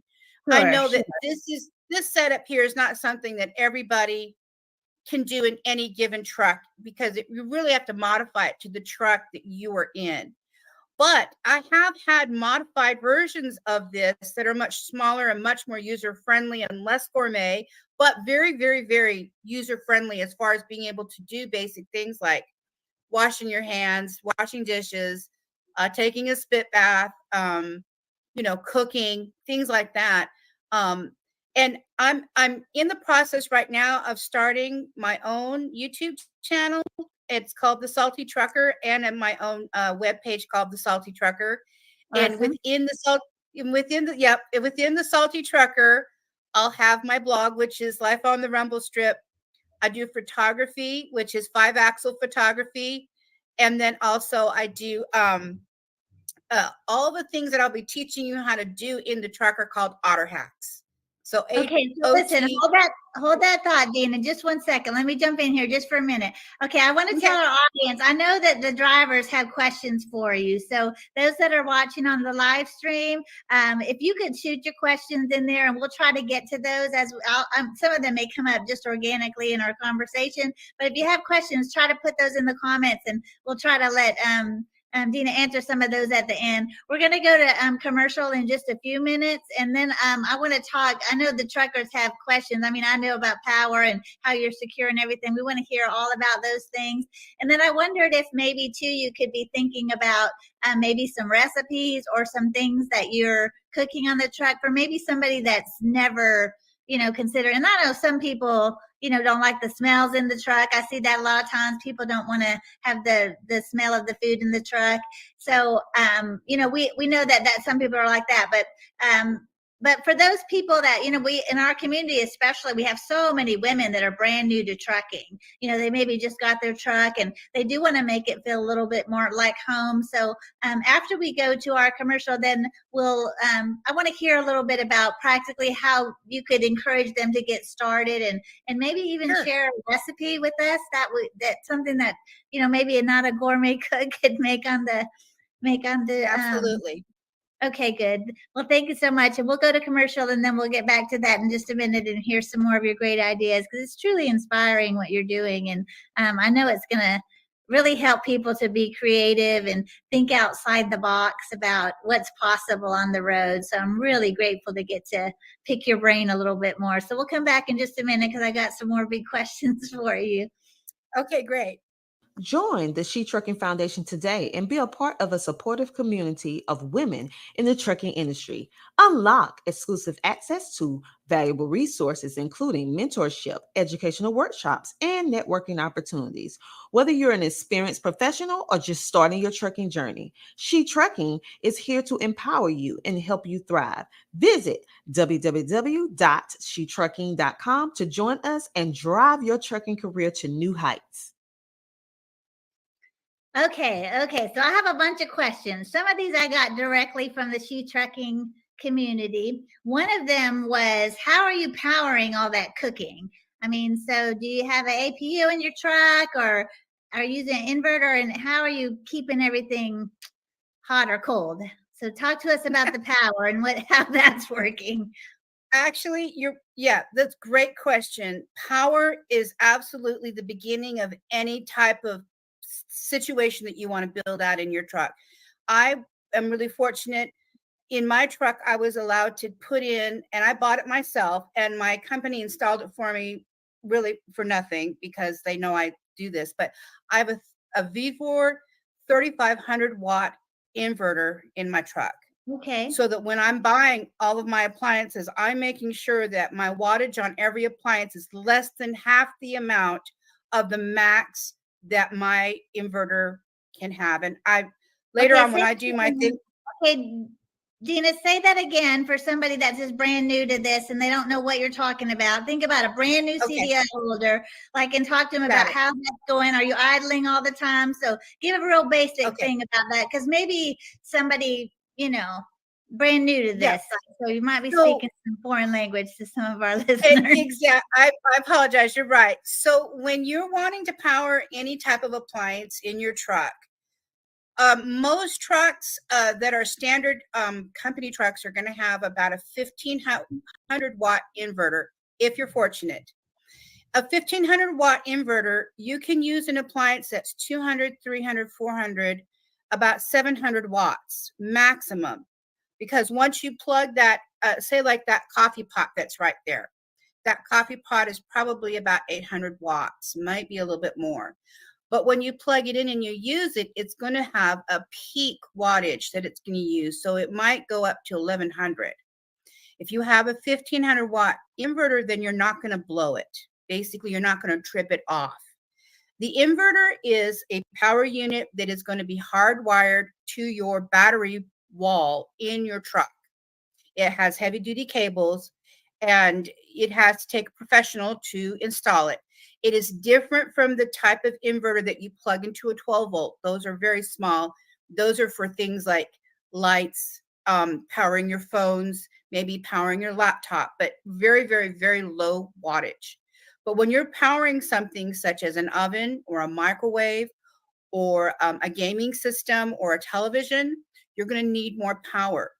I'd highly recommend that if you need more power, inquire with your company if you're allowed to upgrade the inverter in your truck at your own expense, meaning that you will buy the inverter yourself. Most trucks can have a maximum of a 3,000 watt inverter, and 3,000 watts is really kind of where you want to be, because with 3,000 watts, almost any appliance that you buy on Amazon or at Walmart will actually can accommodate that without blowing up. And when I say blowing up, it means cutting it off so that you don't have any power to anything as far as your appliance is concerned.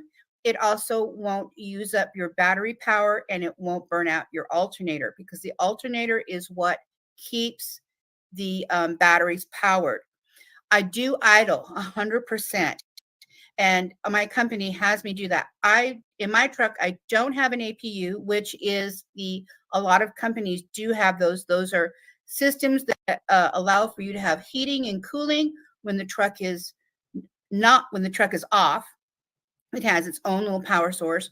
Also, there's another thing that you can have, which is the bunk heater, which is just strictly for heat. And again, it has its own little power source.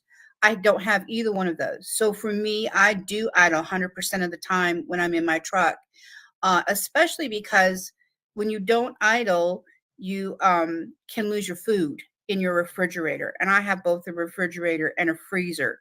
So it's imperative that I have the ability to constantly idle. But that idling allows me to use the inverter because it's constantly cycling and constantly powering itself.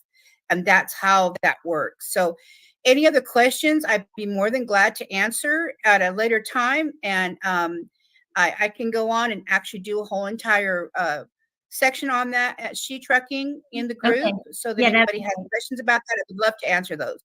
And I know your truck is in the shop right now, so we're just looking at pictures of your setup. But after you get back, after you get the truck back, you can do a little more detailed orientation. And I know that the audience, after hearing your story is going to want to hear more. Okay, the next question that I got, and this is the one that honestly, that for me, I was like, okay, how is she securing all that stuff? Because I mean, not only, I mean, I know you could put stuff away, but are you like practically living? Like, are you putting all that stuff underneath storage every day? You got little, I mean, how what is you it see so in that well picture right done? there, Yeah. the way that it looks in that picture right there is actually how it rides down the road every single day.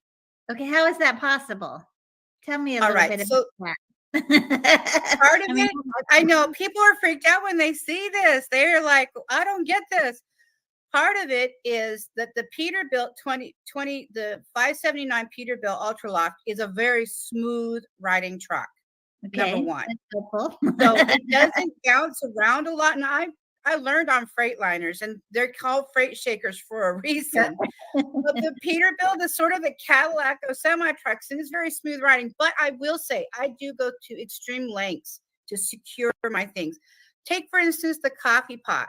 The coffee pot is sitting on a silicone mat that is non-slip. Okay. So sits there, it doesn't budge. It just doesn't budge. Plus, it's locked into a plate that it's hooked into to heat. The mixer is on a no-slip grip piece of rubber underneath it. I use the dish towel mats. I use underneath everything on the counter. The shelving is all secured with ratchet straps into the buckle system in the walls. Okay. The freezer has a wooden board that's screwed down in front of it to help it so that it doesn't slide. The counter is secured because the legs are screwed into the wooden top that I was talking about, and then it's magnetized and it's hooked in behind something so it can't slide forward. Okay, great. Everything, there's a lot of things you don't see. So I use a lot of magnets, mini bungee cords, double barbed Velcro. I use and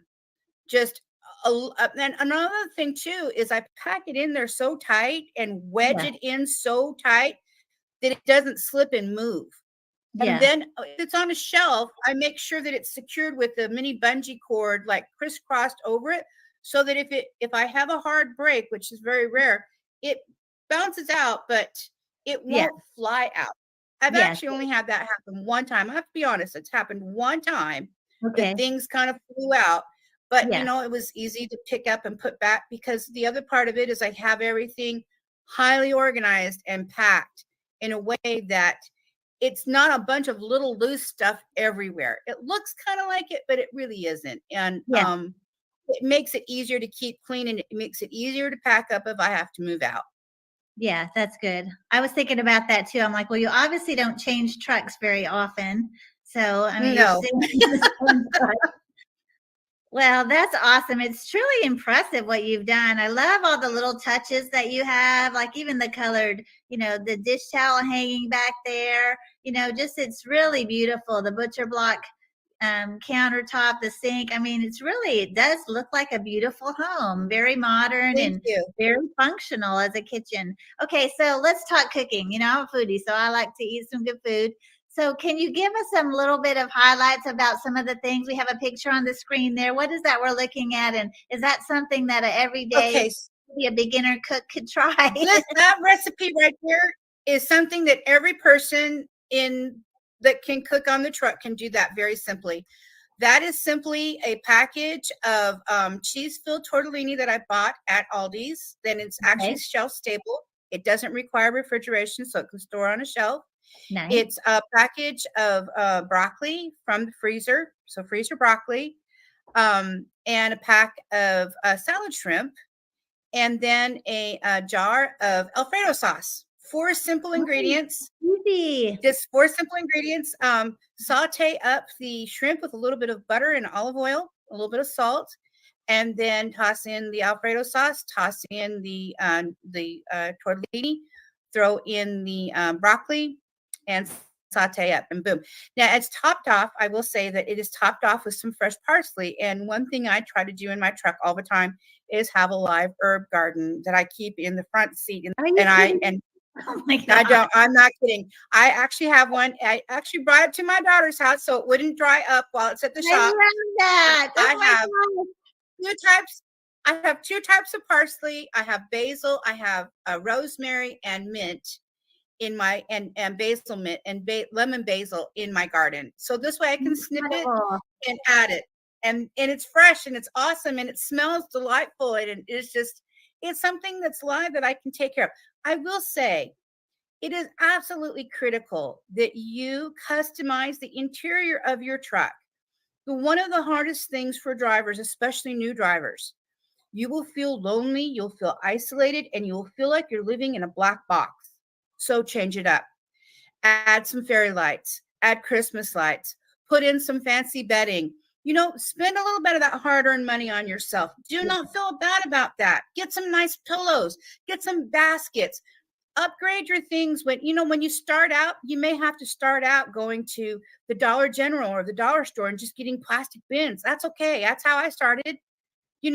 We start out poor. We don't make a lot of money in the beginning, but as you get along and you start doing more and more, you can upgrade. And that's where I'm at. And this is like my fourth iteration of this kitchen. It didn't start out like this. And this is, 6 years of long, hard work and planning. I drive a lot of miles, so I got a lot of time to think about it. So that's what I did. But customize, bring things on board that make you happy. People always complain, I miss home. And, I'm out on the road and I'm missing everything and I get depressed and I get lonely. You know what? That's not me. I am in my home every day and I take it everywhere I go. And when I'm off that clock, I turn around and I'm home and I'm happy and I'm surrounded by things that make me happy. The front of cab of my truck is filled with toys and stickers. It looks like a 12-year-old lives in there. It makes me happy. I've got pictures of my children. I've stuffed animals. I have bright colors. I made it look like it, so it doesn't look like a semi truck. And believe me, that has been one of the biggest benefits to my mental health, to know that I have a place that I can chill out, that I can relax in, that I can decompress in. And if I don't have the opportunity to do like you do, go to the center of town, take in a movie, I can make popcorn and have a movie right there in my truck. Or I can, I carry a sewing machine. I have crafting tools. I can do crafts. I can paint. I can read. I can write. I have my computer. I have streaming so I can watch movies. I have fun. I relax. I can do spa day. That's awesome. I love it. Well, a couple of things that you said that I want to highlight. Some ways to save money. I love the Dollar General. Getting some inexpensive storage bins there. Also, another tip for setting up your truck is to going to the thrift stores. I've had drivers that will say that they got a George Foreman grill for $2 at the thrift store, or they found some cookware there, or because we don't need a whole bunch of things. We don't need a full place setting. We don't need everything to be matchy. So we can go and find little odds and ends there that bring beauty and things. Even just a throw pillow, putting a matching comforter and a throw pillow on there. Those little things make a huge difference when you're away from home. So I love the practicality of those tips. And the other thing, if you want to start a kitchen in your truck, you can start as simply as getting yourself a Rubbermaid container that can fit at the foot of your bed, especially if you're teaming. Get 2 plates, 2 cups, 2 spoons, 2 knives, 2 forks, 1 knife to chop, and a small cutting board. Get yourself a pot and 1 frying pan and a salt and pepper shaker, and you're set. You get some groceries and some staples. You store all of that. You can put the lid on top of that, put in a little mat, get your little cutting board, and you literally have a place that you cook on top of. One of the things that I use to cook with is a butane stove. It works great inside of the truck and doesn't require power. Butane is only $2. You can get it at Walmart or at the TA, so it's easy to replace. And you have a really hot little temper thing that you can fry up an egg. You can cook up a steak, make some chicken. You can cook just about anything. If you can't afford a microwave, it's a really cheap and inexpensive way to get started. And it's easy to store. But that's how I started, was just with a simple box, because I was teaming and I needed a way to be able to have something better than truck stop food. We all know that right now the price of groceries are very high, even just at the regular grocery store, and at truck stops, they just are 3-4 times as high. Yeah. I've got some goals of being able to go into a truck stop and grab truck stop ingredients and make something gourmet out of it, which is possible. I plan on showing people how to do that. But if you can, if you can do some of these things and take advantage of, you can have your deliveries, groceries delivered to you now by DoorDash. Yes. Last year, I saved almost $600 in delivery fees by paying a $100 fee to DoorDash. And almost everywhere I go, they'll deliver both, groceries and food from the restaurant. So I've saved a ton of money doing that. It saves me from having DoorDash subscription also, and I think it's so great. Like I've even, I'm a foodie, so I like to eat some good food, and sometimes I just can't get there even in my size truck. So I like to be able to visit local favorites. But I've even had DoorDash come and deliver to my truck when I'm waiting at a shipper. I get stuck, my delay. They say it's going to be at least an hour before we can get you on a door, sometimes longer, and I've had them I call them right up and bring them. They just bring that food right to me, and all the drivers are all lined up watching this little driver bring me my lunch. And I'm like, woohoo, enjoying life. Yeah, I know. It's awesome. It's awesome. A couple of other things I do too that help as far as being OTR and solo. I have a dedicated storage unit in Carlisle, Pennsylvania that I can drive up to Bobtail right to the door. And this way I can change out seasonal items.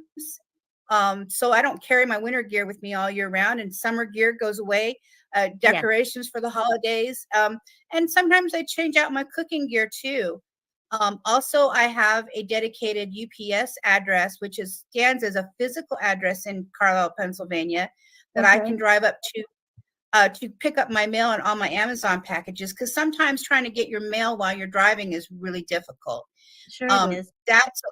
That one, it takes a little bit more. I think it's like a $200 fee for a year to have a box, but it's great. I can have all my Amazon delivered there. It's safe, it's secure until I get a chance to get there and to pick it up. So there are a lot of things you can do to manage your finances, to manage your home time, to manage the way that you're living, so that you're not carrying 100% of everything with you all the time.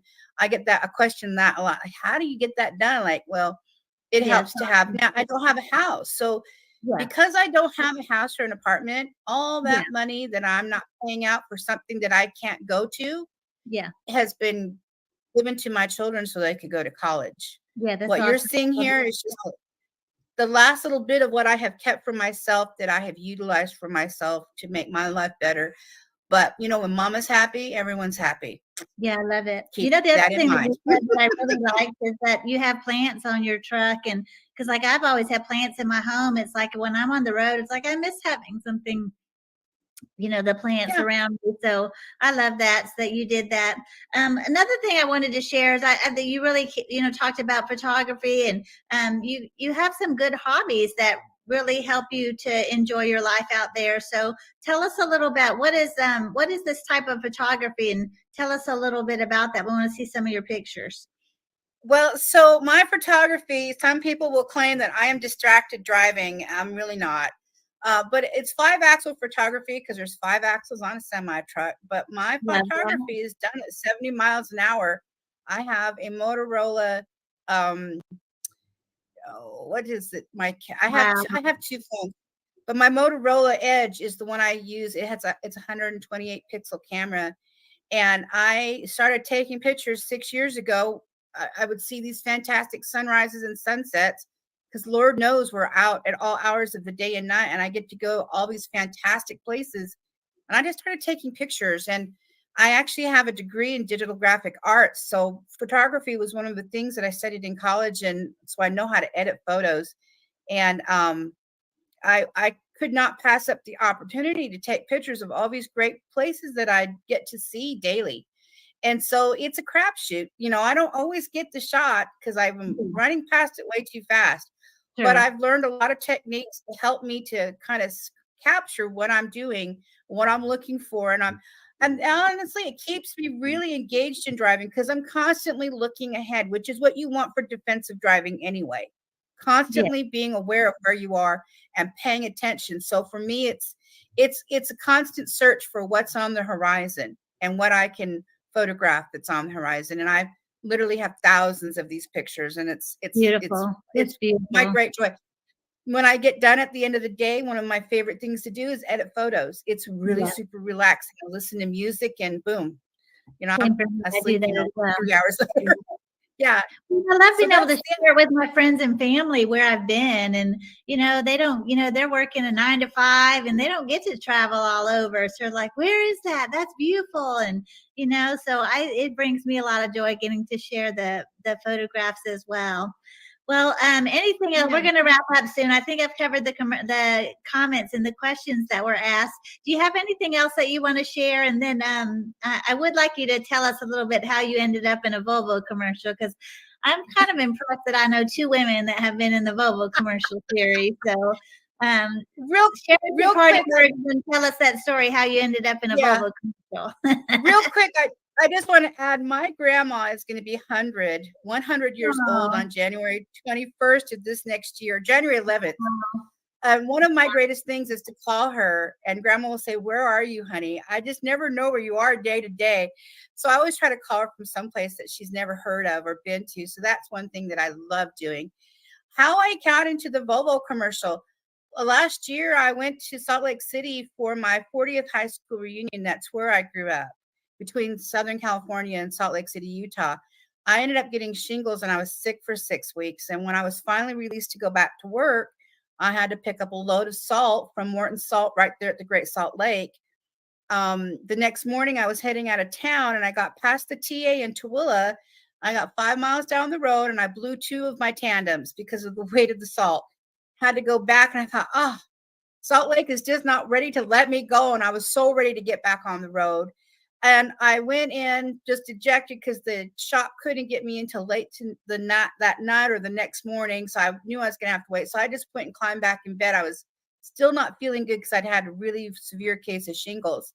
Woke up later that morning around noon, and I look out on the parking lot and I see all kinds of people running around.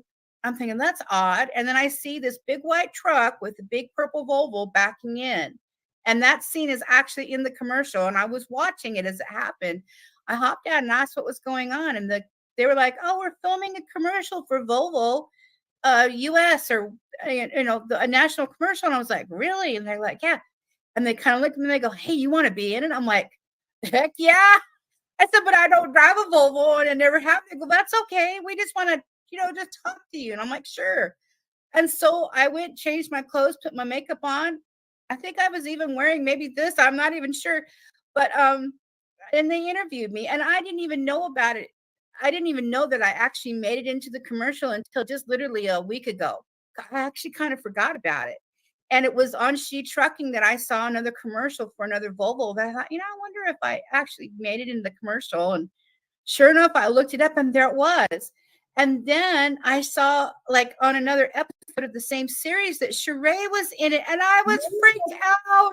Yes. What kind of serendipity is that? I was like, oh my heaven's sakes, that's got to be a sign from God. Believe me, I believe in those signs all day long. Praise Jesus. But I was just like, that is just, I was floored, and I still am to this moment. So kind of a proud moment.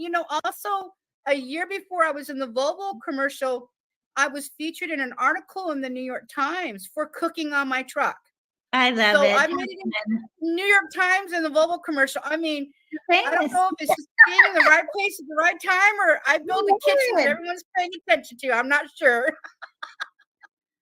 Well, Dina, thank you so much for coming on the show. I'm so grateful that you're a part of this community. Thank you. It's been a real blessing and a wonderful opportunity.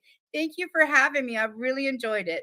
Well, we're gonna close out in just a minute and show the Volvo Trucks commercial before we end. But I want to encourage everybody to sign up for the She Trucking Foundation. And if you're not a part of our She Trucking Facebook group, to please join in. And, just so many opportunities. We get to meet so many great people like Dina and get to share our stories and network and find out ways to just make the most of the lifestyle that we're living, whether you're on the road like she and I are, or if you're just doing local. I mean, there's drivers that are finding local work, that are thriving in the industry, staying home with their kids and their family and are home every night. So there's so many ways to be successful in the trucking industry, and we want to help you with all that. So if you haven't signed up for She Trucking Foundation membership, please do that. So we're going to close out. But again, thanks, Dina, for coming on the show. We look forward. You're welcome to come back anytime. I'd love to catch up with you again and get some more recipes from you. So thanks so much, everybody. Y'all have a good evening. I appreciate y'all. Good night.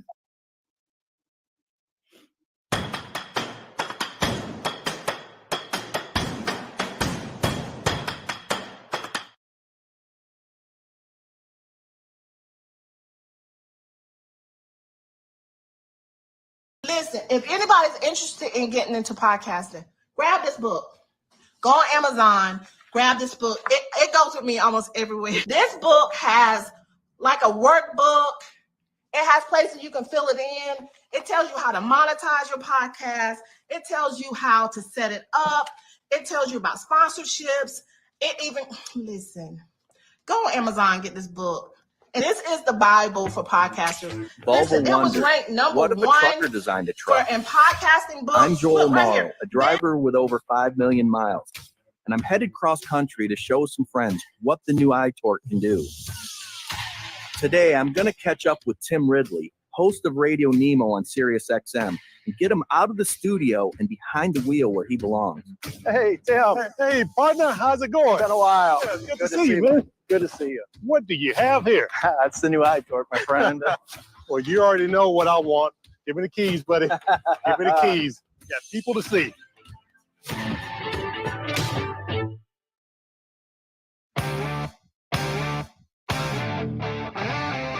Oh, this is really nice. Right? You ever run 80 mile an hour across here before? Oh, yeah. Yeah. Yeah. Just about right at 80 now. 80, right? Yeah, and the RPM is about 11 and a half. That's unbelievable. Trucking has been good to me. I really love trucking. And my dad drove. He was a bed bugger. Riding with him, I was completely hooked. That's what I wanted to do, was drive a truck, and moved up through the ranks in management and corporate management, and then Radio Nemo. Nice. Still in trucking, but behind the mic in trucking. Nice, so, right? You know, as a matter of fact, I got some of my radio listeners over at the TA and Tool waiting on us. They're ready to see this baby. Oh, that is awesome. Feedback from some real drivers. That'd be great. Well, let's go check it out. Yeah. I've been trucking for 10 years. Been independent now for 2 years. Paid cash. Thank you, Grandma, for the truck. I'll be honest, I've never been a Volvo man, but I toured that Volvo. It's a beautiful rig. May I take a look inside? Yeah, absolutely. Go ahead. Feels like there's just so much room in that truck. All the space. I'm 6'4". Lots of space. Lots of space. I'm 6'4". Yes, that is cool. Wow. Ergonomics is really key. I want to feel the comforts of home. How's the fuel? 8.5 miles a gallon at 75 mile an hour. 8.5? Yes. At 75? Wow. If I could get 8.5 miles to the gallon fully loaded, 30% more fuel efficiency is $150 a day extra. I could retire at 60. And all my research of all the different brands, that is the one that is built out best to accommodate a driver who has to live on the road. And we live on the road. We love Volvo. When you ride a Volvo, you don't want to ride anything else. I think it's absolutely genius. You know, you've got a fuel efficient truck that's comfortable and saves you on fatigue as well. It's absolutely game changing. That's freaking cool. Pleasure meeting you. It was really a nice pleasure meeting you. Yeah. Hey, hope we didn't make you late. Oh, no, I know. You're all right. All right. We met some wonderful drivers at the TA truck stop. It was just so wonderful to be out in the parking lot chatting with drivers. Right. To hear the enthusiasm made me happy and touched my heart. They want a truck that is satisfying to drive. Mm-hmm. And I think we have that with this package in a pretty big way. It's fast, it's powerful, it's fuel efficient. What more do you need? really touching to be out here again after so many years. I would run across this so often as a young man. That's one of the things I've always loved about running west, and then being out here on the salt flats. Yeah, the scenery is just awesome. Yeah, it is. The office with a view. What other office can you sit in to have a view like this? The view like this. That's right. And that view is ever changing as well. It's breathtaking. It's like no other place in the country. Brother, it's good to see you again. Yeah, it's good to see you. All right. Don't be a stranger. We got to get together more often. Absolutely. And you take care of that truck too. Absolutely. All right?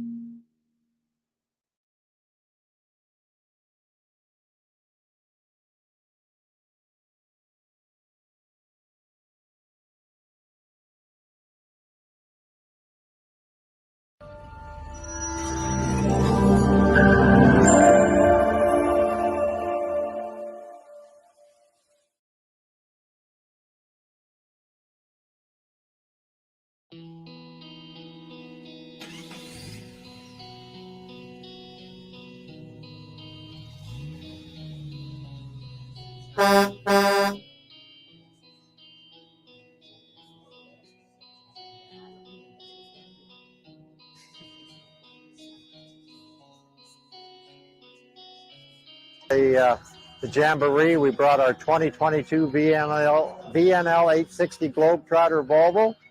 It's the downsped technology with the higher gear ratio and the 14-speed transmission. This truck steadily pushes 9 to 10 miles per gallon, loaded and empty.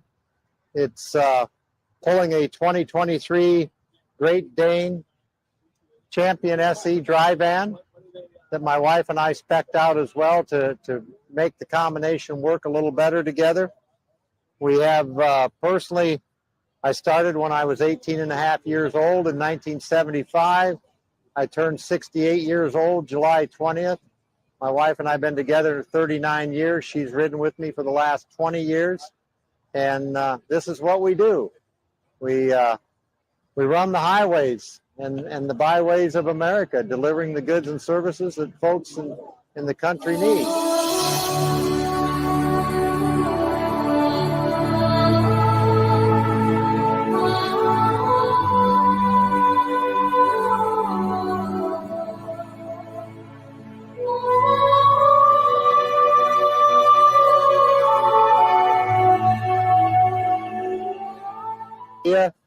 Of how we set the truck up.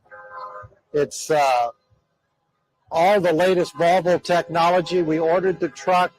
It took 1 year and 4 months to get it.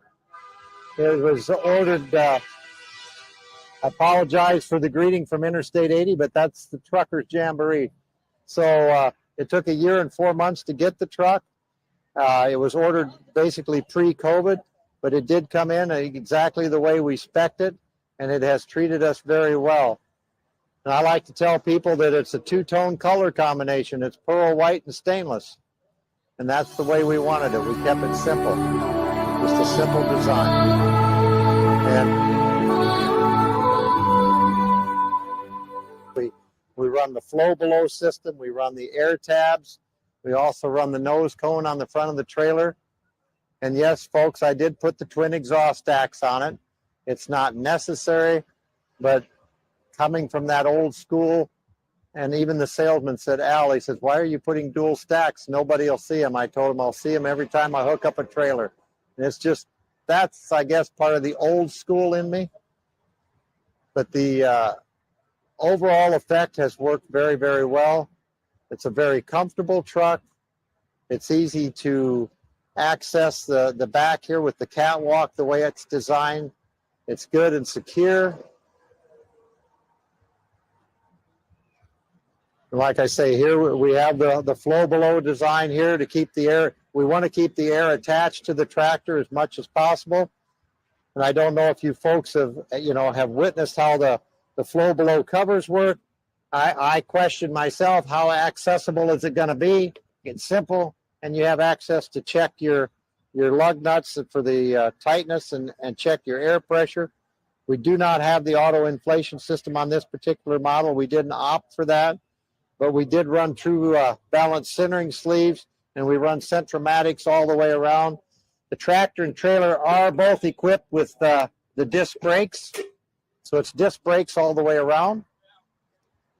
We run the aero mud flaps on it to keep the airflow moving. And the other thing that you will always notice if you have those is they basically eliminate road spray on wet roads. I call it a poor man's wind tunnel. You can actually witness how this all works when it's working correctly, because you can see the road spray and how it is funneled on past the tractor and trailer. And as we go on down along here, we've got the aero skirts. Now, when my wife and I purchased the trailer, it was just a basic trailer. It did not have the nose cone. It did not have the skirts. It did not have the excess rub rail on here. And it did not have the air tabs, nor did it have the flow below on it as well. We've added all of this stuff to it along with the aero flaps on the back. And we can go down alongside here, and like I say, it all works together. We opted for all position tires on the tractor, as well as the low rolling resistance tires on the trailer to keep the rolling resistance down. We also put here we have the analog, we didn't opt for the highest tech, we just got the analog right way gauge, which corresponds, if it's 34 on here, that's 34,000, and it's accurate within about 250 pounds. And I have found that very useful when loading at these various places and you don't have access to a scale right away. Gives you a general idea where you're at.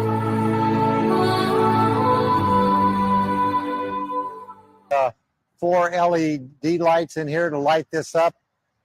It just makes a difference to the shippers and receivers and the forklift operators and myself personally. I love that. It works well. And one thing I do like about a Great Dane trailer, they run a good secure ICC bumper on them. The entire framework back here is stainless steel. A lot of different companies will use a galvanized metal. This is a stainless steel assembly around this entire rear frame assembly on the trailer. July 20th, I turned 68. Happy birthday. Thank you. And we've logged nearly 6 million, just probably a little more than 6 million miles, no chargeable accidents. So we've been blessed that way.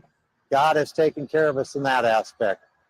It isn't that we haven't had some close calls. And I know, folks, there's no way I could have been driving this truck by myself, because I couldn't have avoided some of the situations that weather conditions and the traffic puts you in, as all of you well know.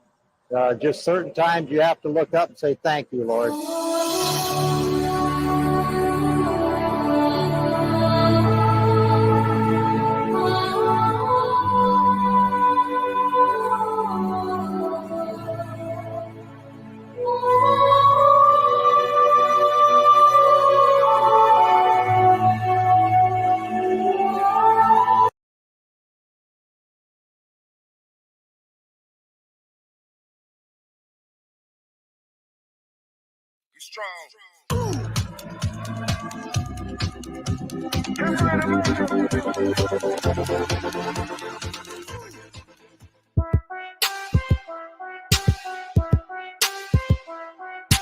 DJ Tony Hill.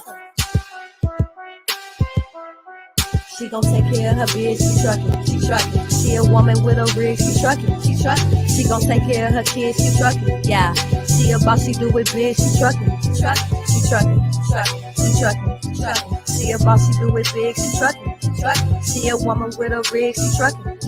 She truckin'.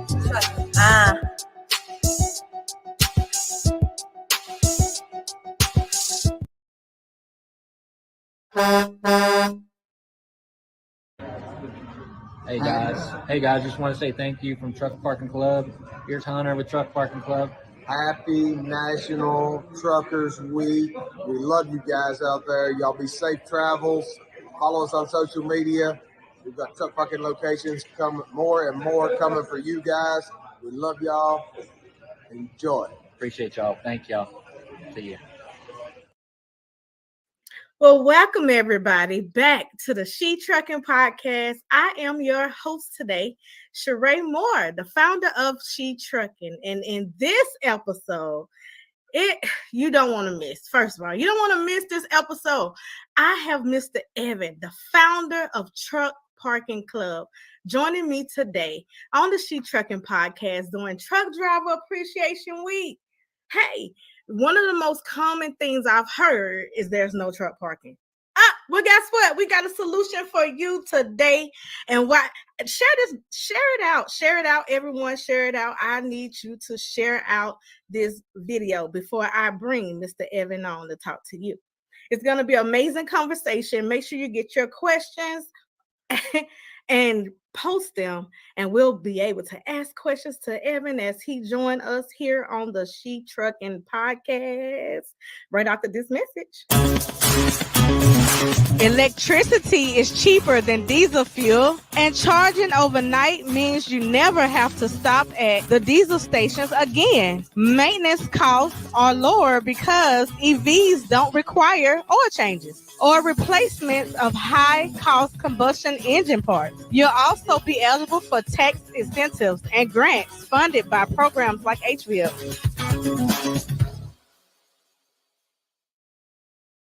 All right, without further ado, welcome to the show, Mr. Evan. How are you doing today? I'm doing good. Thanks so much for having me. Thank you for joining. This podcast is near and dear to my heart. Truck parking was big for me. So when I started driving almost 10 years ago, here I come all the way back home to Chattanooga, Tennessee, and there wasn't nowhere to park this truck. So I brought it to CNN. I said, hey, we got some problems, everybody. I started making a whole movement about it. And now look at the solution. Mr. Evan, tell us about you and tell us about the Truck Parking Club. Yeah, I'm Evan Shelley, co-founder and CEO of Truck Parking Club. So at Truck Parking Club, we help truckers find truck parking locations all across the U.S. And those locations can be made up of trucking companies with extra space in their yard, properties that real estate investors own. It can be truck parking operators, traditional truck parking operators, be self-storage facilities with extra space. We look at taking a space that has, or a location that has extra space, like a trucking company with extra space in their yard, putting it on our platform and helping truckers find and reserve it in real time. I love it. I think that is fantastic. I think that is fantastic. And it's so fantastic, y'all, that guess what? I know many people, I just want to say, that has parked their truck, used the app, and have came to the Truck Parking Club. And they have given us feedback and told us that it was not only easy to use, right? The app was not just easy to use, but it saved them time for just searching and looking and going to truck stops that was already filled. So thank you, Mr. Evan, for what you have done, have created, taken on that, and gave us a solution. You know, many years we've been stuck, and then but how many parking spaces do you have currently? So we have 155 locations across the U.S., adding up to thousands and thousands of parking spaces that are available through our app. Wow, that's absolutely amazing. That's incredible, and it's convenient. Convenient. That means that you can keep rolling, keep making money out there, drivers. I'm sure our listeners will appreciate having access to such a resource. I'm curious to know about the property owners. Can you give us their perspective of how many people are jumping on board to add more properties? Yeah, so like I mentioned, the property owners aren't what you're going to traditionally think about when you think about truck parking. We have a lot of business owners that have open yards, and we take those yards and turn them into truck parking because we make it very easy through our app. But our truck, what we call our property members, they're we have 155 locations. I would guess that's 100 or so property members in total, and very loyal property members that love what we're doing, because we not only help truckers find truck parking, we help people with extra space monetize their extra space, and ultimately we make that a seamless experience between the trucker and that property owner. So we have a very good relationship with our property members all across the U.S. I love it. So it's a win-win for both the property owners and the truck drivers. Um, my next question is, what do you see the company going? Where do you see the company going? Do you see more spaces being added? Like where you see the company going? Yeah, so we're at 155 locations now. We would like to get to 5 to 10,000 locations over the next 3 to 5 years. We think it's very doable, and that is what we're pushing toward. But I, you know, our North Star for Truck Parking Club is we help truckers um, easily find and reserve truck parking all across the U.S.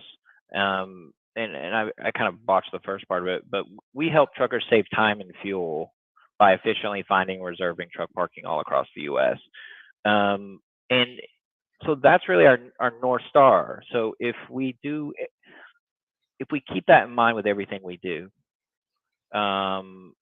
which is, if we add more properties, we help truckers find truck parking easier, right?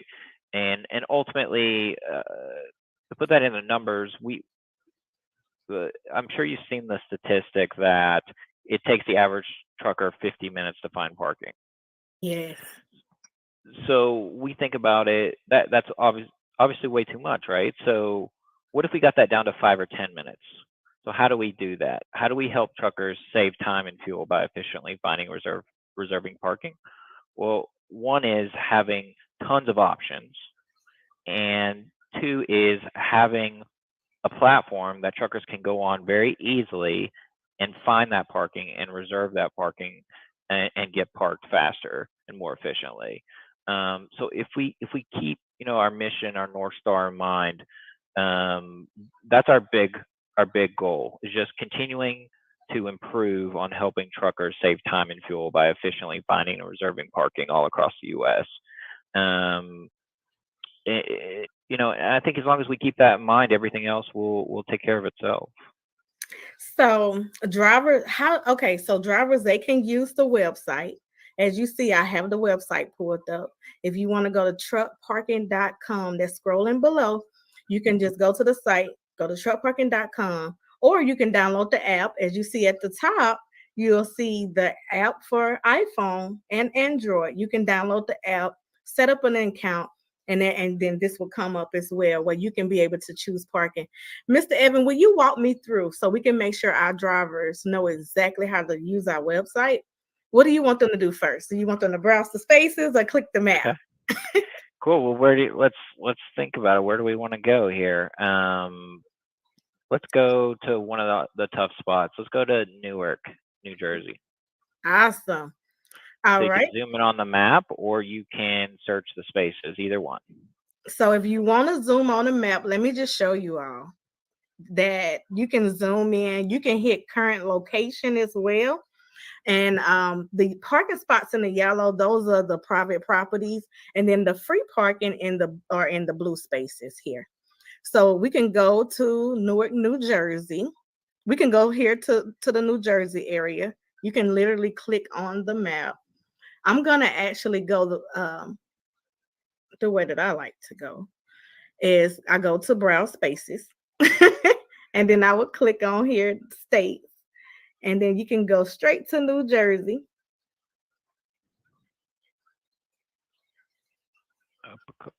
Yeah.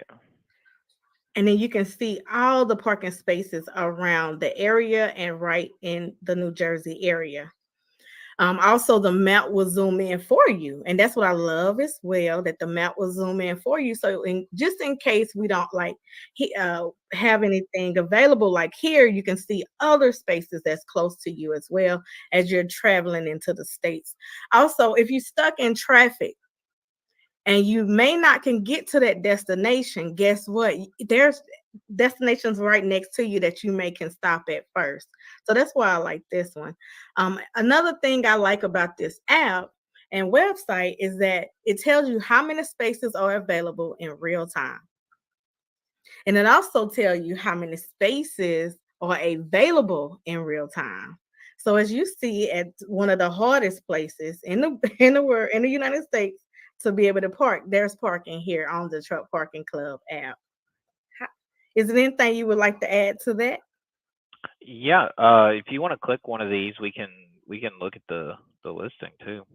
Okay, how about we go here to the Port Newark, New Jersey location? Okay, just walk me through it. Yeah, so what you're going to see now is a description of the site, the address. It's going to have the amenities. This one's 24/7 security, fence gated, high security facility that you can get in and out of 24/7. We have a lot of our members that park at this location when they're up in the Northeast. It's a pretty popular location. Now, if you are brand new to Truck Parking Club, you'll see on the right you'll have to log in before you start booking, which would mean you'll have to create an account. You just sign up, and this is the info: your first and last name, phone, email, password. So we keep it very simple to get signed up, and will only take you a few minutes to do your first booking. And then after your first booking, we thought a lot about how can we make it as simple as possible to continue booking.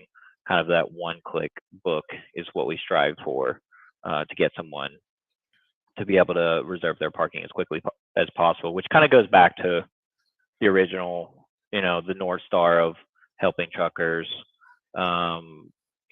save time and fuel by efficiently finding and reserving parking. So saving them that time and, not getting hung up on some of the simple part like a website or an app, not being kind of difficult or cumbersome to use. We want to make sure that it's very, very simple to get through. This is not the biggest part of your day. It should not be the biggest part of your day. Hopping onto our app and trying to reserve parking. We want to make this the easiest part of your day, not the most difficult. Absolutely, and I think you did an amazing job. I agree.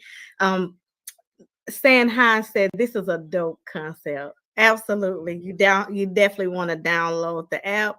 Dr. Tina, she gave you a bunch of hearts as well. Again, everyone share this out, share it out so we can make sure that every driver know that there is a solution called the Truck Parking Club. I'm gonna give y'all a little secret, an insight that y'all do not know. That as well later on in the show. But if you have any questions, definitely ask. I wanted to make sure that y'all can see what we're talking about in real time because this is awesome. Here's one of the questions. Are there spots available for self-contained RVs? We are cute RV parking. What do you think about that? Miss Sue Adams asked that. She asked me that question yesterday. That's what made me take a laugh.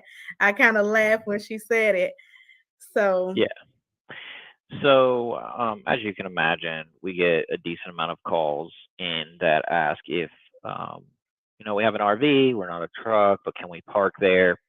And the majority of the time, the answer is going to be no, because that is not our mission. Our mission is to help truckers save time and fuel by efficiently finding and reserving truck parking across the U.S. That's our mission. So if there is a parking spot that has, let's say, 1-2 spaces available, and we have an RV calling in and asking to reserve there, the answer is going to be no, because that's taking a spot away from a trucker. This is how our protocol goes, and if someone were to call and we have 100 spaces available somewhere and they want it for a night, we probably aren't going. We're probably going to let them park there, but because it's not really taking a space away from a trucker for that night. But we're very, very conscious of that. I mean, that is how we think about it, right or wrong. That is the processes and the protocols we have in place at Truck Parking Club. But Miss Sue, because you are a member of She Trucking, and I have Mr. Evan on here live. If you need a place to park your RV, then just give us a call. We can take care of you. Right, Mr. Evan? Yeah, absolutely. Going back, I mean, if we have adequate space and we feel like we're not going to take spaces from truckers who really need it, we absolutely will accommodate. Absolutely. So just give us a call. One thing I like is it 24-hour customer service. The Truck Parking Club has also 24-hour customer service. So you can give us a call anytime that you have any questions or you unsure about. Look, Miss Sue said agree. I know she's going to be traveling. She came to Chattanooga one time in her RV before, so I know she's going to be coming down south here soon. And so we're going to take care of you, Miss Sue, because you're a dedicated member of She Trucking. So what is there anything else you want to ask about the map while we got the map up? I mean, add. No, this is great though. I'm glad you pulled it up. Yeah, so we went through the search. You did a nice job of that. We looked at a listing.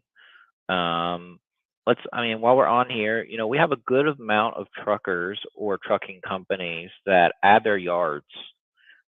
So if you all have a yard with your trucking company that has 1, 5, 10, 50 extra spaces in their yard, you can go on and add your location. That's typically a 10 or 15-minute process, and we have a team that will help you add your property if you want help with doing that. But we have people all the time, almost pretty much every day, come to truckparkingclub.com and add their space by themselves. We've made the platform a self-service platform. So if you or someone has 5 extra spaces, 10 or more in their yard, that you can just pop on the website and add it same day. It just takes a few minutes to add your location, and then we will vet it and then internally verify it, and you'll be getting a phone call from someone at Truck Parking Club, and if you get approved, we'll have your location going on the platform and have you getting bookings very soon. All right.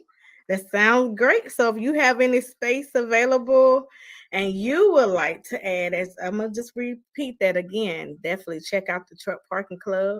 And hey, let's get some trucks on your space. Okay. And when we get back, we're going to talk about if they don't own the property as well. We'll talk about if they have a space and they want to do some collaborations and some partnerships.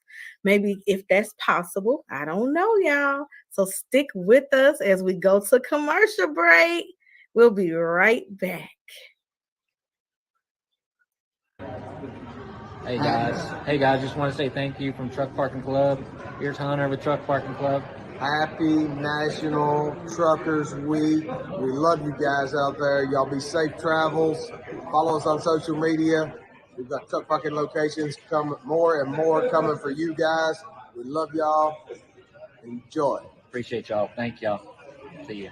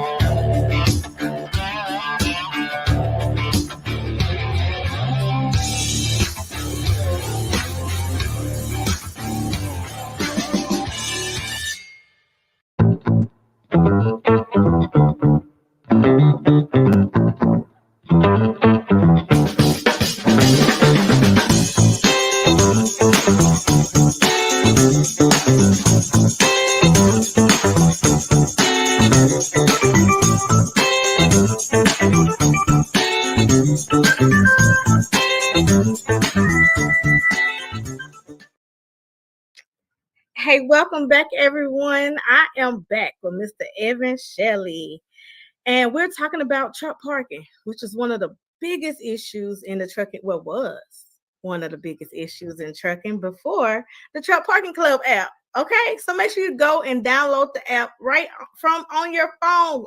everybody, I need you to do this with me. Grab your phone and download the app. The app is on my phone. It better be on yours too.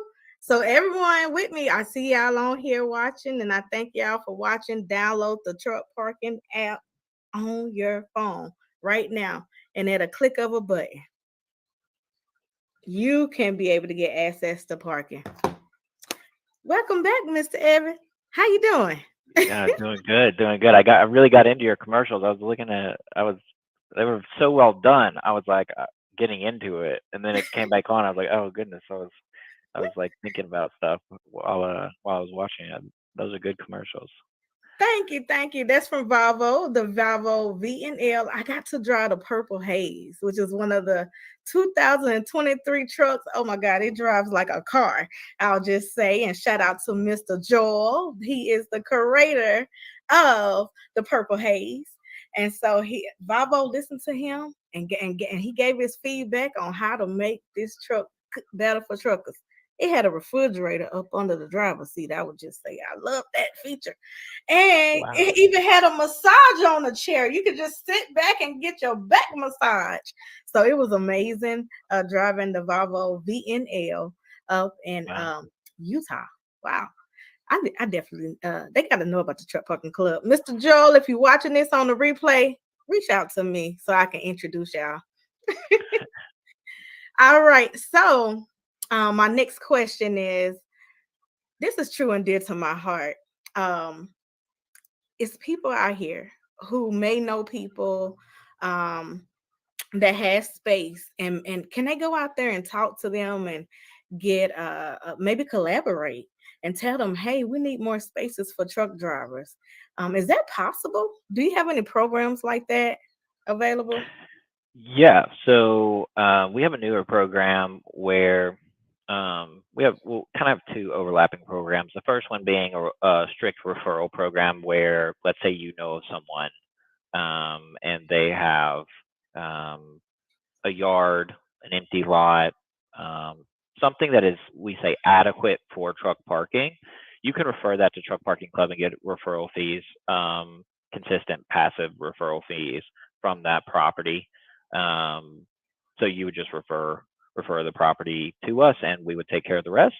And then there's also another program we call the operator program where, let's say there's an empty lot and it's a family member or a friend or a business partner or whatever, but they don't want to run the truck parking associated with that. Let's say they want to be completely passive. We have programs where you can take that property through an agreement with that property owner, bring it onto Truck Parking Club, and then you become the operator of that property, and then Truck Parking Club becomes your partner in running the entire transaction of that property, really the entire back end. So from the booking through the app, through payment processing, billing, our 24/7 customer service, etc. We will work with you, and you'll be the operator at that property, whatever that may entail between the agreement between you and that property owner. Because we all know there's a good amount of property owners out there that maybe are past the point in their life where they'd rather let the property sit than put in the time and effort required to run a business on it. So for an operator that is more willing to put in some time and effort and thought into let's say just an empty property, then you can be the operator at that property as long as you have an agreement with the property owner, and you can monetize that property through truck parking through truckparkingclub.com. I love it. I Yeah. love it. I love it. I love it. I love it. I know that was Yeah. one of the questions that I've been hearing for a very long time. It's like, I got some property. What to do with it? What can I do with it? Or have I heard in the past too, like, how do I get started? So do you walk them through the steps? Like, say if it's like all grass right now, because most people property, I'm sure, is covered with grass. So do you kind of help them with being able to pivot and turn it into truck parking if they are owners? Yeah, so the easiest the easiest situation is going to be a property that maybe already has gravel or is stabilized or some pavement of some kind. And there's a good amount of property like that out there too. I would say for someone who is really brand new to it, I would be shooting for a property that you can already park a truck on and then just operate it. But for the people that, let's say, they have a lot and it's grass, um, there's going to typically there's going to be a pretty significant amount of work that needs to be done, and we can help consult you on the things you need to do. But for the really, let's say, it's a grass or wooded property, there's probably a pretty significant amount of development that needs to be done at that property. So it gets a little deeper at that point. So what we really like to shoot for is a property that you could park a truck on now. The only reason people aren't parking a truck on it now is maybe it's an owner that lives on the other side of the country. Maybe it's an owner that just doesn't want to do anything, would rather just let it sit there. But if you go to them and say, hey, I'll handle everything and you get a cut, I get a cut, and then we're going to let Truck Parking Club run the entire back end of the operation. In those scenarios, we're seeing some success with operators bringing their properties on. So that's what I would shoot for.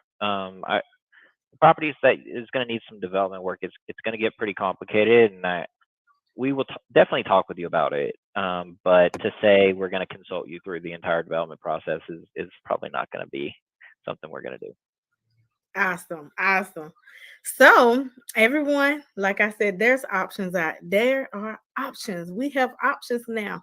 A couple years ago, we didn't have any options, and there's way more drivers on the road than it was before.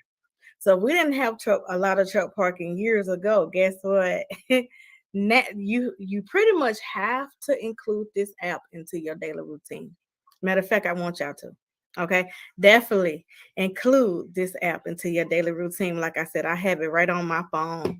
And I'm going to go pick up my trailer with my truck. So guess what? I'll be using the app, booking and making sure that I am parked. Okay, for my 10-hour break. So my next question is this. Is it okay, do you allow box trucks to park on your property and sprinter vans? Because we have some box truck and sprinter van drivers as well. Yeah, that's a good question. So we get a good amount of box trucks booking with us. And sprinter vans just kind of go back to the RV thing a little bit. And we understand it pretty well because our truck parking club, we have a sprinter van that we drive around the US, and we really try not to take up truck parking spots with the van, because most car parking lots can accommodate a sprinter van. So we typically would not accommodate a sprinter van if it was a site that was constrained on parking. But as far as box trucks, yeah, we'll park box trucks all day, every day. So what made you decide that you wanted to help the truckers?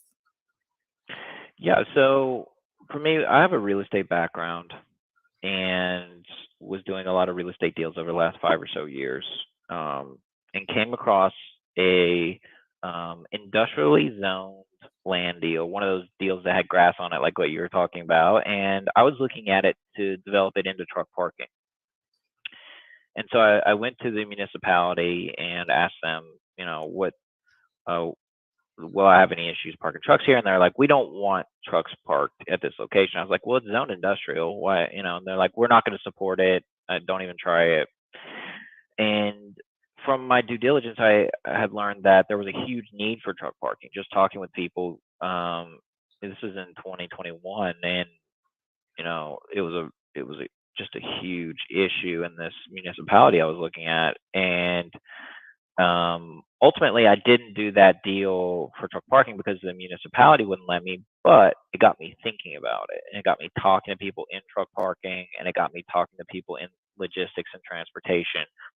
And I always thought there was something to it.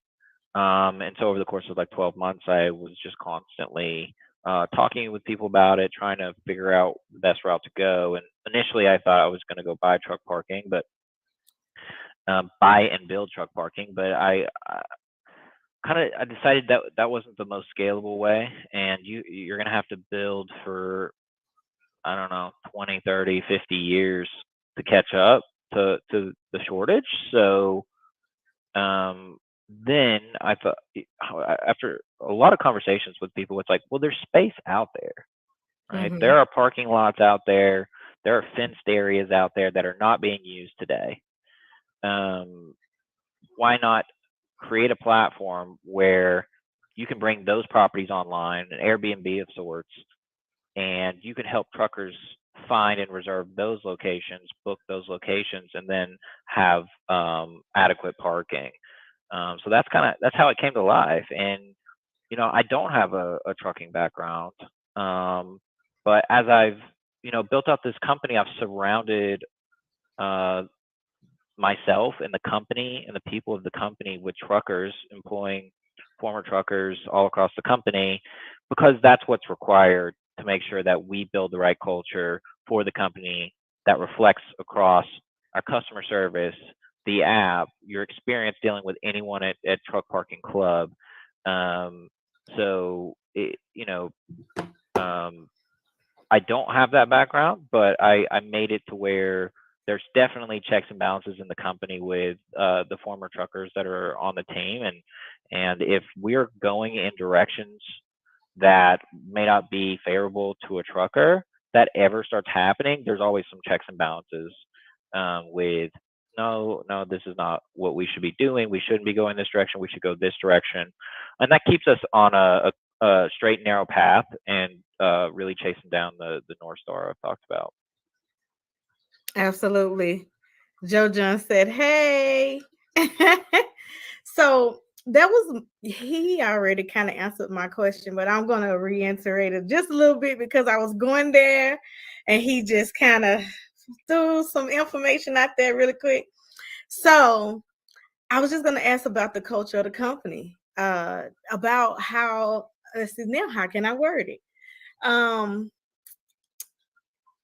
Yes, one I thing I got do you. love is I can that run what with you that if you want. said. I Yes, can I run with do that. love what you said, that you okay, go run with it. Okay. Yeah. So, just over the last couple years, as I've looked at what other companies in logistics do in transportation, and there's even been a few companies put their foot into truck parking, and try to figure out how to help the people that need it in the space, and or at least create a product to try to get part of that market. And what I would say is, um, and this is really common, I think, with transportation companies, is they go way up market. So they go to the large trucking companies first and try to get big contracts signed, and say, they get a contract with a Warner of the world or a Knight Swift of the world to park 1,000 of their trucks. That's a great contract, but what I mean, those guys are going to get taken care of most of the time anyway. In a lot of scenarios, there's nuances to that, but for the most part, they have a lot of terminals and options for parking. So what we did is we took a completely different approach, and went way down market to the people that need the truck parking the most, that are impacted the most when there's a shortage in the area, and then created a culture and an experience and a product that resonated and helped the owner operators of the world, the 1, 5, 10, 50 trucks of the world that don't have a terminal in every big city. And then we shaped our product around that, and we shaped the culture of the company around that, where everything we do, we're thinking about that 1 to 10 truck guy, gals, or company that's out there that needs it the most. And um, a few people in our company are former owner ops, and that helps shape the culture. And every decision we make, that's how we think about it: is are we making the right decisions to help the smaller owner ops and trucking companies that don't have as many options. And that's really helped us guide the company to where we're at today, with the product we have today, to the customer service we have today that we call customer care. all that together has really created this culture of like, and things like going to trucking shows, right? We're constantly going to trucking shows. Just got back from one, headed out to another one, Joplin 44 next week. And you know, when we go to those shows, we're trying to understand more about what do the truckers need, or what are we not doing for them? How can we improve? How can, you know, what areas do you need truck parking the most? So just everything has been wrapped around um, serving the smaller trucker, and creating a product for the smaller trucker, and that's served us really well, because we know that if we do that, you know, everything will take care of itself. I love that, because 80% of the industry is owner operators, carriers, the smaller trucking companies. And so, and those was the people who were screaming out, we need help. And so you provided a solution for them. I love that you hire truck drivers, because often the truck driver gets forgotten about. And so I met Mr. Evan at the Truckers Jamboree in Walcott, Iowa. And he was telling me the story about, I saw truck park, and he's telling me the story about, you know, how many spaces he had available, and that you could just download the app. So I download the app immediately. I'm just so engaged. And he was like, I'm looking for someone to help me on the customer service side. And so I said, okay. The first day I was like, okay, I just listen, tuck it in. The second day I was like, I can help you. I can help you. And so I've been with Truck Parking Club now for a couple months, probably 2 or 3 months now. Yeah, time And flies. I don't. it does, and I love it, y'all. I love talking to the drivers every day, helping them be able to find a parking spot real fast. Most drivers, y'all know that we're tired at the end of the day.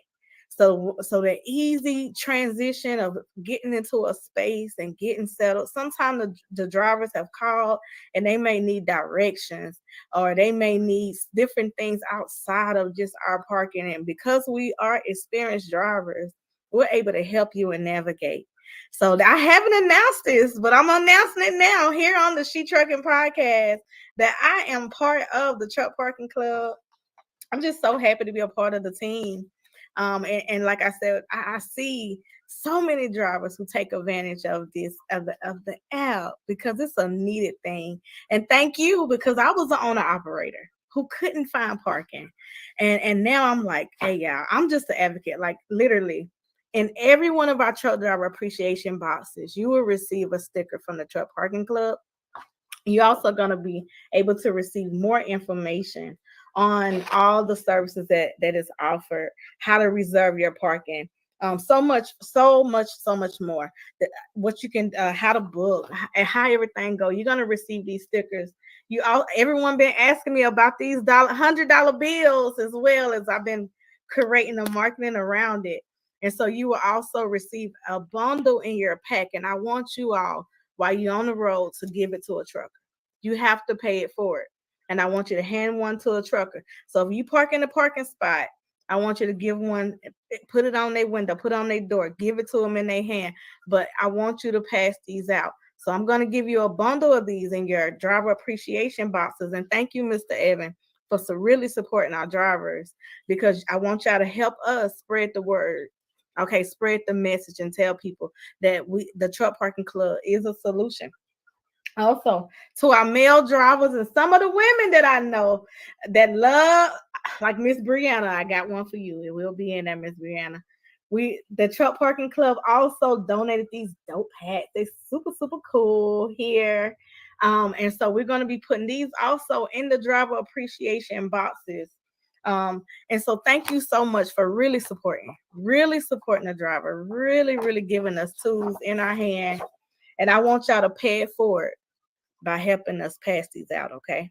So and take a picture, do a video, hashtag the Truck Parking Club, so we can be able to see your content as you're out there advocating for truck parking too. Mr. Evan, is there anything else that you would like to add? No, that was awesome. Thanks for the shout out. And we're really glad that, well, we're really glad that you're on the team. It means a lot that you your time is very valuable, and that you've put in your time to work with us is means the world. You're doing a fantastic job, of course. And yeah, we're very happy that we can give everyone some swag. We're huge on just giving away as much of it as we can, and hopefully that helps spread the word, and also gives some people some swag they feel good about. So Absolutely. Before we go, I'm going to run a commercial, and then I'm going to quickly talk about what we need as well. We need y'all to leave us some reviews. If you have, listen, I need 5-star reviews. No, nothing less than 5 stars. Okay. So I want you to make sure you go to our app. If you love what you're hearing, I want you to leave a review. Say, I listen to the Truck Parking Club on the She Trucking Podcast. Give us a 5-star review. We take nothing less than 5 stars. Okay. And I want you to go, and I'm going to show you how to do that. I want you to go to Google, hit the review button, or here on Facebook. If you're watching on Facebook, go ahead and go to Truck Parking Club. You can click off of here and go to Truck Parking Club, leave us a 5-star review, and type back in our comments, done. Okay? Because we definitely need to make sure that people are aware of this app. We want to let them know that this is real, by real truckers, real people. Okay? And I'm going to give Mr. Evan just a break. So we're going to take a quick commercial break, and I'm going to play one more video for one of our sponsors, and then we'll be so give us a second. We'll be back in just a moment. Let's see, which commercial do I want? Which commercial should I play, y'all? Let's do homeschooling.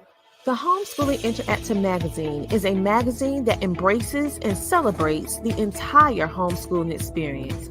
Our magazine is different from all the rest because we provide beneficial information and assistance in homeschooling, business, wellness, mental health, resources, and life.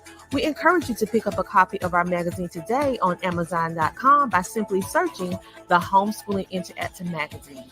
The Homeschooling Interactive Magazine is all about impacting the world through home-based learning, helping to de-stress the homeschooling experience. Get your copy from Amazon today. Listen, if anybody's interested in getting into podcasting, grab this book. Go on Amazon, grab this book. It goes with me almost everywhere. This book has like a workbook. It has places you can fill it in. It tells you how to monetize your podcast. It tells you how to set it up. It tells you about sponsorships. It even, listen, go on Amazon, get this book. And this is the Bible for podcasters. Listen, it was ranked #1 in podcasting books. Look right here. Best new podcasting book by Book Authority. Right there. Boom. And a little secret. Y'all, when you grab this book, I think it's page 43. There is a code on there. Listen, you can get access to her class, her course. Get her course. It's worth hundreds of dollars. But this book it's less than $50. Grab this book on Amazon. I'm telling you, I carry it everywhere. She is the best. Grab this book on Amazon. All right, we're back. We're here with Mr. Evan Shelley from the Truck Parking Club. Thank y'all for sharing out the video. I see all the shares. I was going to go check. So thank y'all for sharing out our video. Thank you, thank you, thank you. Can you think of anything else you want to talk about before I show them the Google reviews and how to be able to go and share and let people know you saw this here? You love the app. Tell us if you love the app, where you would like to see other spaces as well. yeah, this company is built on feedback from the customers being our trucker members and customers being our property members. This entire company has really been built on that from the very beginning.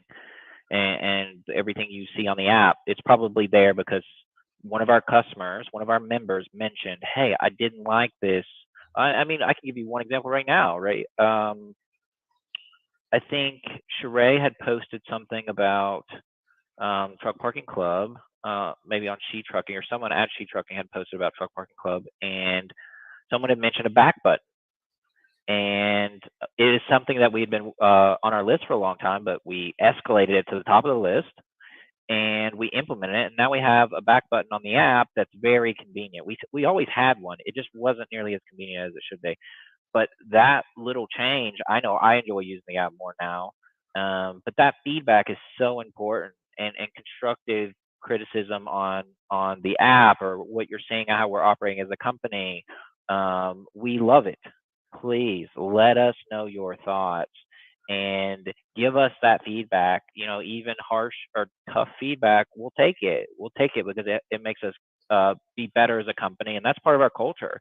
I mean, I think Trey knows that we're very direct. We want to know the good, the bad, and we support each other, but we also let each other know if there's things that we need to improve. And that's how this company is built. And for us to continue improving, we need to hear from everyone that's using the app. So we would really, really appreciate it. And we thank you so much for using the app. And thank you so much. I see some people saying done. Thank you for those 5 stars, y'all. Thank you. Wow. Thank you so much. And Thank you Joe so John much. said, make sure to like, comment, and share and tell everyone about Truck Parking Club. Thank you so much, Joe John. She also said, is there a key on the website? The gray areas show free parking and doesn't explain what the numbers mean. Click the number. Just click it. So you want me to go back to the website here? Okay. Yeah, if you'll zoom into one of those, any of the numbers. Yeah. There you go. So if you click it, now it's going to tell you. So that's I-70 eastbound. That's a rest area. So the number is number of spaces available, and those numbers consistently change throughout the day. So if you check it here in a couple of hours, a lot of those numbers are going to be close to 0, or they're going to say low. Because as everyone knows, the rest stops start to fill up near the end of the day. But those tags are going to tell you everything about each of those stops. It's just a more convenient way. And then also another option is if you zoom in on satellite, you're going to see that they're all rest stops. I think there's a handful of truck stops on there too. I think we have Iowa 80 on there that shows number of spaces available there. So that's what it's for. I agree that we need to be more clear about what the numbers are and what it means. That it's number of spaces available. I love it because y'all know we have went to a truck rest area and there'd be no space available. But on the app, you can save time and be able to really plan your route if you use the Truck Parking Club app. So as you see, just click. Don't be afraid to click the button. Don't be afraid. As you see, it was super easy to get the answer by just clicking the button. And so use it. Yeah, no, I appreciate that feedback. I think we should do something that mentions that it's number of spaces available, that it would help be more clear. Absolutely. Yeah. And if it's in yellow, as you see, these are one of the parking spaces as well. And what I love too is the amenities. You'll know if it's a security guard at the gate, if it's gated, cameras, all that kind of stuff. If it's paved. You know what we didn't talk about? I got to talk about this. So the type of spaces they can pay for per day. They can pay for monthly. Let's get into that. If you're going on vacation and you need to park your truck, what do you do? So the majority of our locations are going to be daily and monthly. And what you can do, let's say, like Trey mentioned, you're going on vacation. If you want to go back, let's say you're flying out of Atlanta for vacation. So we can zoom into Atlanta near the airport. It might be easier to search it, but we've got, I don't know, what do you think, Sheree? Maybe 5 locations in and around Atlanta Airport where you can reserve parking. So if you're right there, Sheree, if you want to zoom out, or yeah, you got it.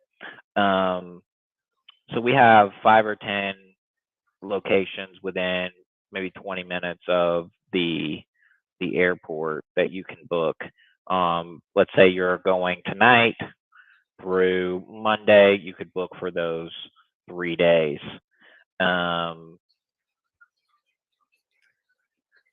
Yeah. So as Sheree is zooming in here, you can see all of our locations. So let's say you're flying out. Atlanta's of course a hub, and you're flying to, Dallas or something. You would be able to book right through our app and get parked quickly, easily. You don't have to worry about it. You're going to be able to get parked by Truck Parking Club in Atlanta, no doubt, and get to the airport quickly and easily and feel good about where you're parking. And then you would book, what is that, Friday, Saturday, Sunday. So 3 days would get you through Monday. And you'd be able to book this, even if it's your first time, you're going to be able to get this booked in, I don't know, maybe 5 minutes total. And another thing I like about the app is that it's real photos where you can be able to see your parking. So as you see here, I just clicked on the photos. It's 3 here. You can be able to see what the parking space look like, how to get in and get out. As you can see, a truck is here coming in and out as they are leaving the truck parking here. And it also gives you a more detailed view of the space as well. So that's one of the things I wanted to add, which is very, very important. As y'all know, you can be able to see what's around you as well. Some of the up on the amenities, you will also see that it'll tell you sometimes the restaurants that's around, so you'll know it's food available right next to you as well. Thank you, Miss Patrice. Miss Patrice said, done. We got another 5-star. Thank you so much, Miss Patrice. And Miss Patrice just became a member of She Trucking today. So welcome to the She Trucking Foundation. If you want to be a member of She Trucking Foundation, go to shetrucking.com and become a member today. Don't wait. So look, everyone said that's awesome. We got some hearts. And Miss Jo John, thank you so much, Jo John, for that feedback as well about the free parking spaces. She said a suggestion. I'm not sure if this is in the app, but maybe the ability to click the link for it to automatically sync with Google Maps. Yeah. So that's a great one. And we think about that a lot, right? So we use Google as a map, and we could implement the routing for Google pretty quickly. But our concern, as all you truckers know, is that the Google Maps routing isn't always the right routing for truckers. So we are cautious about doing that. So we're looking at all of our options for doing routing and just routing you in the app. It would be cool if we had a way to just click and it routes into your GPS too. That's an interesting idea, because I know like the Garmin's and stuff now, you can choose your route through your phone, and it pings your Garmin. The Garmin we have that we use is that way, where you can just type in the address and then it shows up on your Garmin, which I guess maybe that's, yeah, it's interesting. It's an interesting thought. I guess maybe the fastest way, if you have a Garmin and you use the app, it would be to copy and paste the address from the listing page and then plug it into your Garmin app if you have a Garmin. But we're looking at the routing, and if you all have any suggestions on the Google routing, our big concern with Google routing is just that it's for cars. I love that you said that, because I think that is a great partnership. I remember the Rand McNally GPS. It had truck stops on it. and truck stops available where you can. Joe John, I like that. I like the way you're thinking.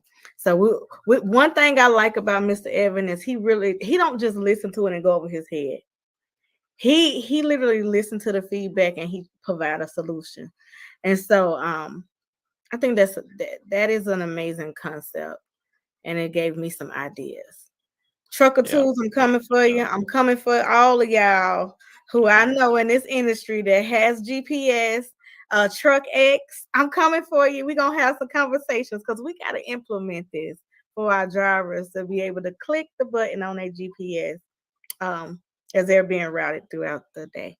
So, Waze. Oh, she said Waze as well. Waze has a trucker version now. Yeah, I hadn't heard that. I saw something about Google was, I think, starting to do some type of trucker. It does show number of spaces available. That's one of our big things that we want to make sure that we do.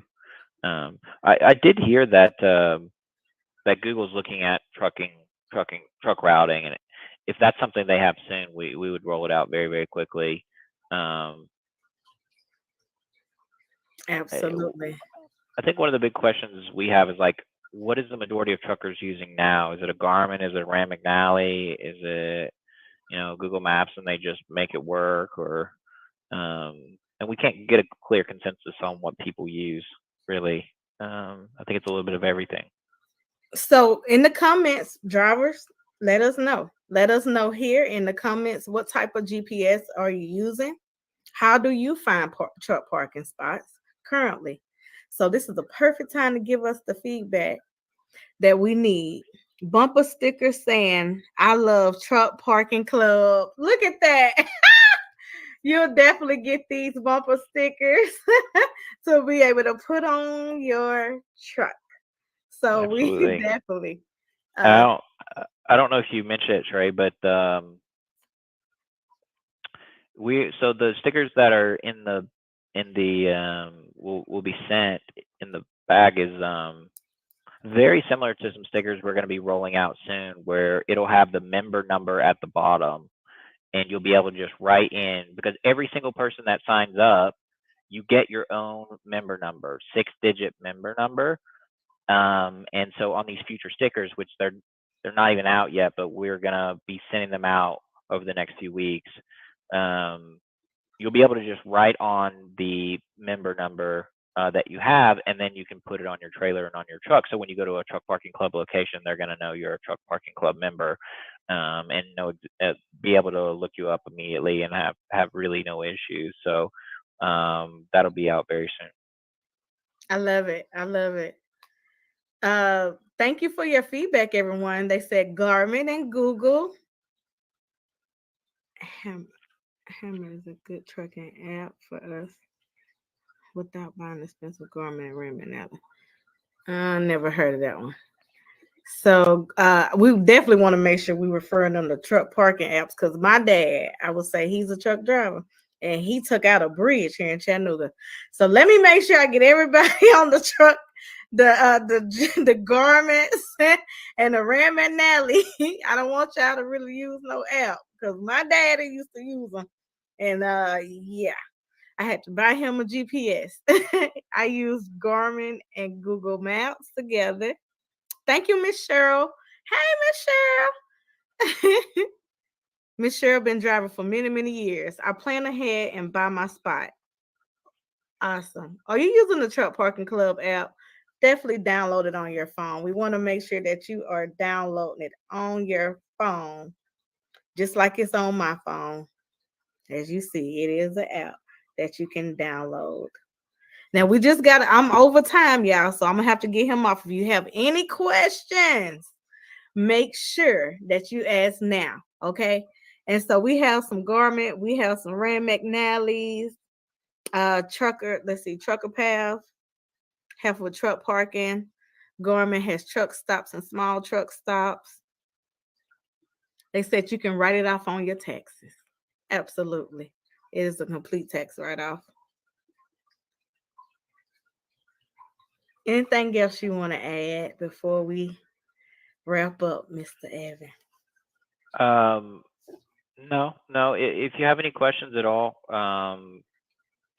we have a 24/7 customer service line. We have contact us on the website that you can go and ask questions. You can call our customer service number and talk with someone in customer care, and we're also very active on social media. So if you want to shoot us a message on one of our social medias, Facebook, TikTok, LinkedIn, YouTube. We're a little bit of everywhere. So feel free to reach out at any of those places. We love the feedback. We appreciate the feedback. Anything we can do to improve, we would love to hear it. So Joe John asked another question about, do drivers get documents for taxes at the end of the year? Within the app, it keeps all your reservations. Also, you get an email that will have all your reservation information on there as well. So if you want to print them off or keep them all, it's right in the app. And that's another good thing, because we have paid for stuff with cash and we don't have any record. But now, because you're using one place, and once you can be able, it doesn't matter, across the United States, you will be able to go to the reservation tab within the app, and all your reservations for the full year will be there. So you can be able to use it for your taxes. Would you like to add anything to that? No, that's it. So every single transaction will have a receipt. And if you need something more in depth, we have a payment processor that keeps track of every single payment we do. So if you need some type of detailed list, it's not something we necessarily always advertise, because it would be pretty strenuous on us to pull thousands of those types of lists. But if you need something like that, you can call into customer care and request it. Miss Shira said, "Thank you for helping with truck parking. I'll watch the replay and check this out." Yeah. We love what we do. We have a culture of trucker centric. Whatever we do, we try to base around, is this going to be best for the trucker? And we really mean that. Not just, you hear it a lot, but we truly mean it. All decisions we make are around what matters most, and that is the trucker that we're serving. So we're 1,000,000% dedicated to making the trucker's life easier when it comes to truck parking. Joe John said, could there be a safety button in the app to call police if there's any emergency and the driver needs help?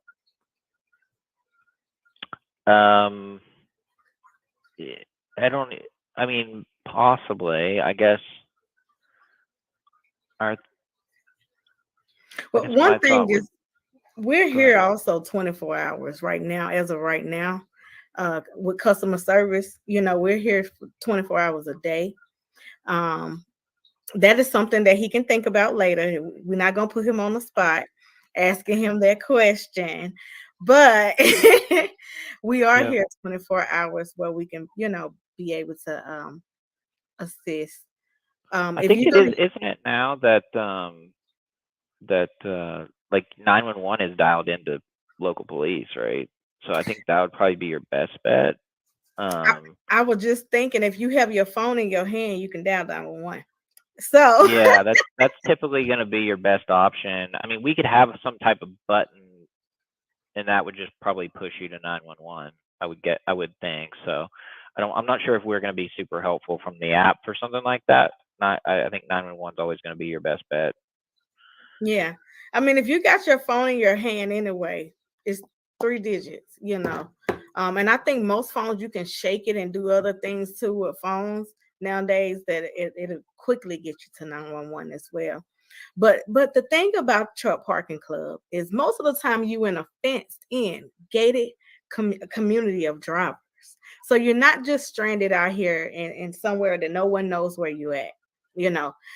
Majority of the properties are pretty much, well lit as well. A lot of them have security guards. So it's one of the places that you can even park at across the United States. So What you want to do is you want to look at the amenities when you are looking for a parking spot.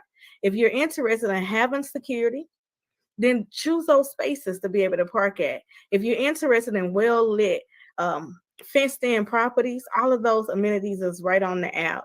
And then you don't even have to think about the 911. You know, most of the time when we're parking in places that is open, anybody can get us. That's when we're more in danger. But the Truck Parking Club app tells you we're more convenient, more flexible, and I like to say safer places to park. So, all right. That was some good questions. That was some really, really good questions. Look at that. She said, I like that. There are secure spaces in the area where I may not feel so safe, especially as a woman. Thank you, Mr. Evan. Thank you, thank you, thank you. So thank you for coming on. They said, thank you, Evan. Thank you so much for coming to the Trucking Podcast. Make sure that, do you want anything else before we go? No, I think you hit it. You know, you can reach out to us on any of the social medias. You can call our customer care number. You can go to the contact us page. You can email info@truckparkingclub.com. Feel free to reach out to us anywhere and let us know what questions you have, what feedback you have. Any way we can be helpful to you in terms of truck parking, we want to be a part of that. Absolutely. That was info@truckparking.com. You can also use your app and be able to contact us right through the app as well. We do answer emails. Okay. So if you send us the emails, we'll answer you right back with no problem. We're always looking to make sure that we're taking care of the drivers 24 hours a day. Again, Mr. Evan Shelley, thank you so much for coming on the She Trucking Podcast. Thank you for everything you do for us drivers. Listen, everyone will be getting these stickers to be able to go on your truck to let us know you are truck parking. You part of the truck parking family. You're also going to get more information in your driver appreciation boxes. And again, my ask is I give you a bundle. Okay, we're giving you $5,000 here that you take one and you give $100 to another driver. Okay, just give $100 to another driver, one that may be parked on either side of your truck or someone that you meet. And we have a little message on the inside. So when you get your $100 bill, make sure you share it, pay it forward and share it. And thanks again for the truck parking hat. They will be in our driver appreciation boxes straight from the Truck Parking Club. Thank you so much for coming on again. It's been a pleasure and honor to have you here. Yeah, thanks so much for having me. I really appreciate it. You're welcome, and you have a great day. Everybody, what an amazing show today with the Truck Parking Club. I want y'all to stay tuned on Sunday because we're going to have another episode of the She Trucking Podcast with Melinda. It'll be Melinda's first show. She has an amazing special guest. They're going to be talking about healthcare. So make sure you subscribe to our YouTube, okay? Make sure that you follow us and make sure... on our YouTube page. Yes, definitely hit the reply button. Hit the reply button. Absolutely. Absolutely. Absolutely. Hit the reply and watch this on the replay. On the replay button. Hit the replay button. And hashtag replay if you are watching the replay. Share this with drivers and pass this information along. Pass this positive information and help another brother or sister in the trucking industry be able to find safe and secure parking with 24-hour customer service. If you call at nighttime, you might just get me. Okay? So again, thanks for watching the episode. This is a special edition of the Truck Parking Club. I was your host, Sheree Moore, and I had an amazing guest, Mr. Evan Shelley. And till next time, we'll see you. I don't like this. There are cars everywhere. Bobby, you're about to get on the interstate. Oh, so slow the truck down. Oh, God. Slow the truck down. For real, slow the truck down. Stay over here on the left, okay? Take your high side. Go up here, okay? I cannot believe I'm getting on the interstate. Accelerate. Stay on this side, accelerate. Go faster. Faster, Bobby, faster. Crap. Look at all this traffic. There are cars everywhere. And then we're going to take it to the highest gear that you've ever been in. We're going to take it to the 10th gear. Now? Now. There we go. 10th gear right now!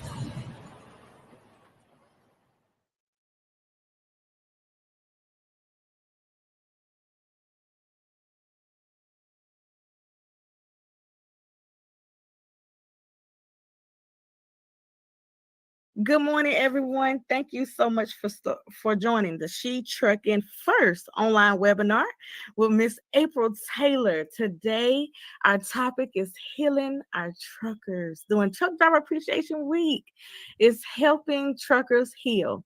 Okay, we're going to help truckers heal with Miss April Taylor with sound and living counseling service. And so Miss April is special and dear to my heart because she is and still is my counselor. Oftentimes I say, Miss April, can I talk to you? You know, sometimes as women and just as people in general, we go through challenges and we need someone to talk to. So without further ado, welcome Miss April Taylor to the She Trucking webinar. Thank you, Mr. Ray. I appreciate your introduction and your kind words and your invitation to talk to the truckers. I really enjoy that.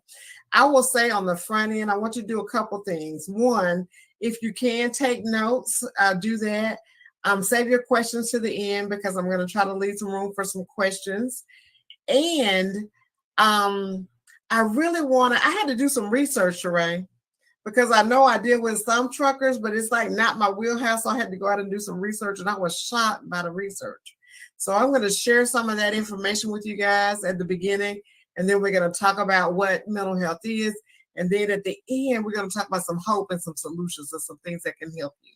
So I'm going to share my screen and jump right in, okay?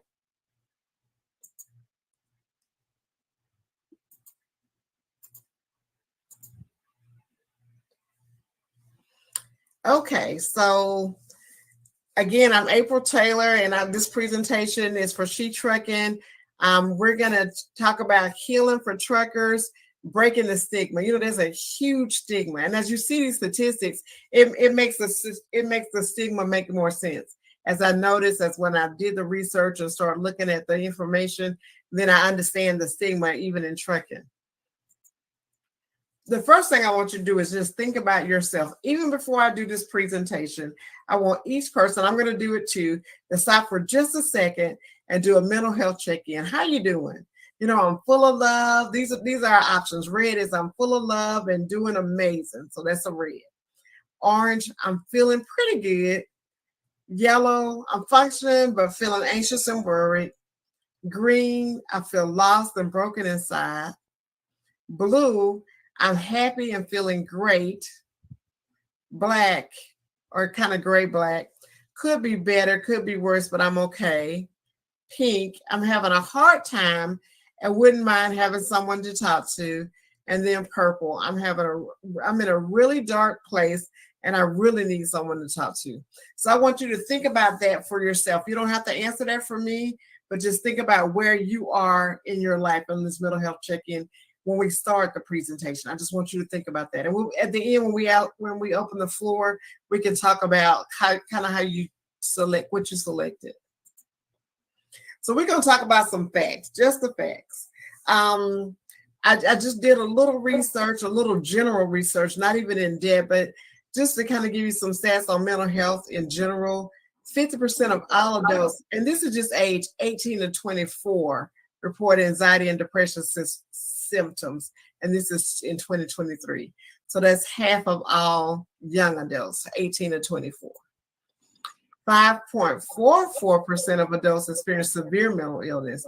That's over 12.1 million adults, or 4.8% and 4.8% have reported thoughts of suicide. And these, and I put the dates down here so you'll know they're pretty updated statistics. 21% of adults are experiencing at least one mental illness, and that's roughly 50 million people. 50% of adults with mental illness have not received any treatment. So if we think about that, 55% have not received any treatment. That's a large statistic. Key facts. Depression is a common mental disorder. Globally, that's worldwide, an estimated 5% of adults suffer from depression. 5%, that's a pretty big number.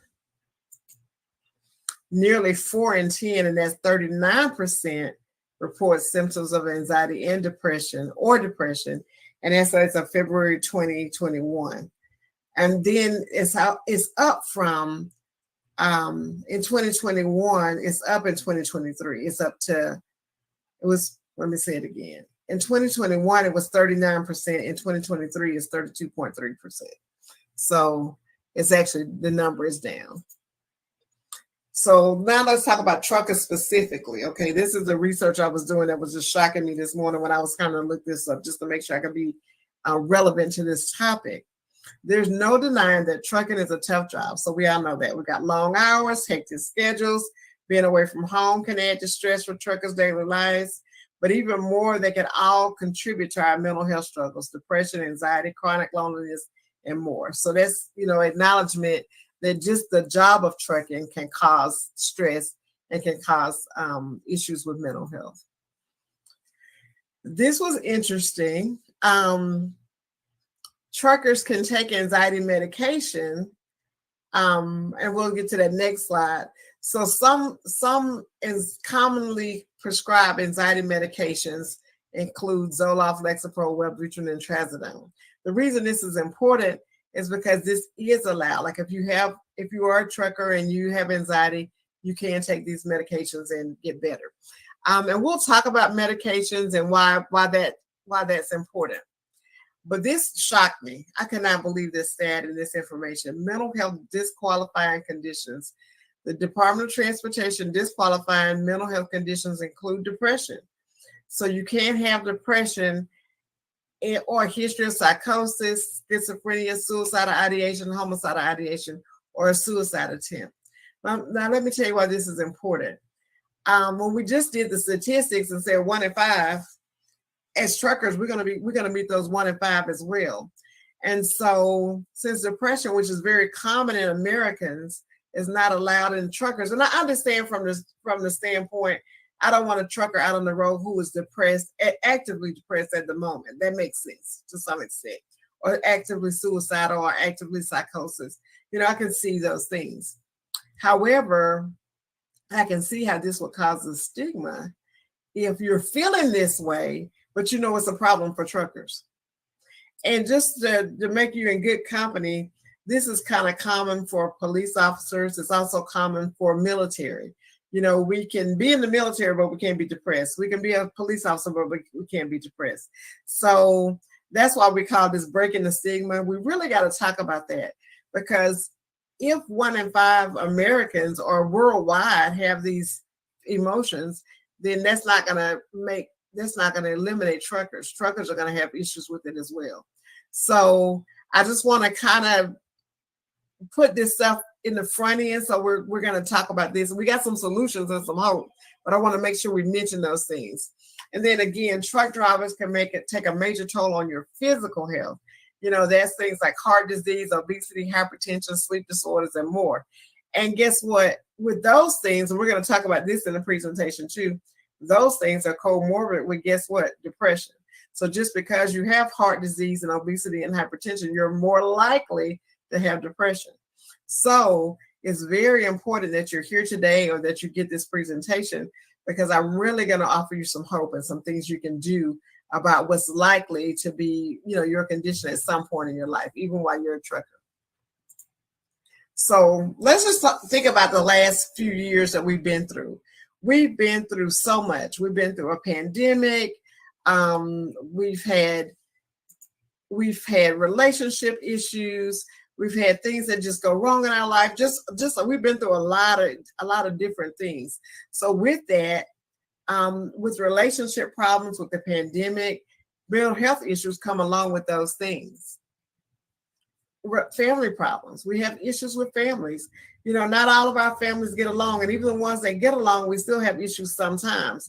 So realizing that over the years, we've had issues with families, especially with the distance and the pandemic and the losses, it's just made a different dynamic with families. So again, that would affect our mental health. Let's think about trauma. Abuse, child abuse, alcohol abuse, things that happen in childhood, maybe an accident as a trucker, maybe having something major happen to you while you're driving, PTSD, all of those things are factors. So if we've had some major trauma in our life, then we're more likely to have anxiety and depression, which are mental health things. So we've got to think about what's happened to us. Have we been a victim? Do we have nightmares? Are we on edge? Has something happened that caused us trauma? And then I use this picture to kind of represent mental health in general. You know, we've got anxiety, depression, we've got suicide thoughts, schizophrenia, just so many emotional things. We've got negative thinking. We're all over the place sometimes, ADHD. All of this can be kind of represented in this slide. There's a lot going on, and most of us have been affected by something, one thing or another, with the things that are going on. General anxiety, let's talk about what that is and what it looks like. You know, you've got restlessness, fatigue, excessive worry, increased muscle aches and soreness, impaired concentration, irritability, difficulty sleeping. All of those things come with anxiety. Many of those come with depression as well, but all of those come with anxiety. And so anxiety is on a spectrum. In different circumstances and because of different, maybe the news we watch, because of our lifestyle, because of what's going on in the world.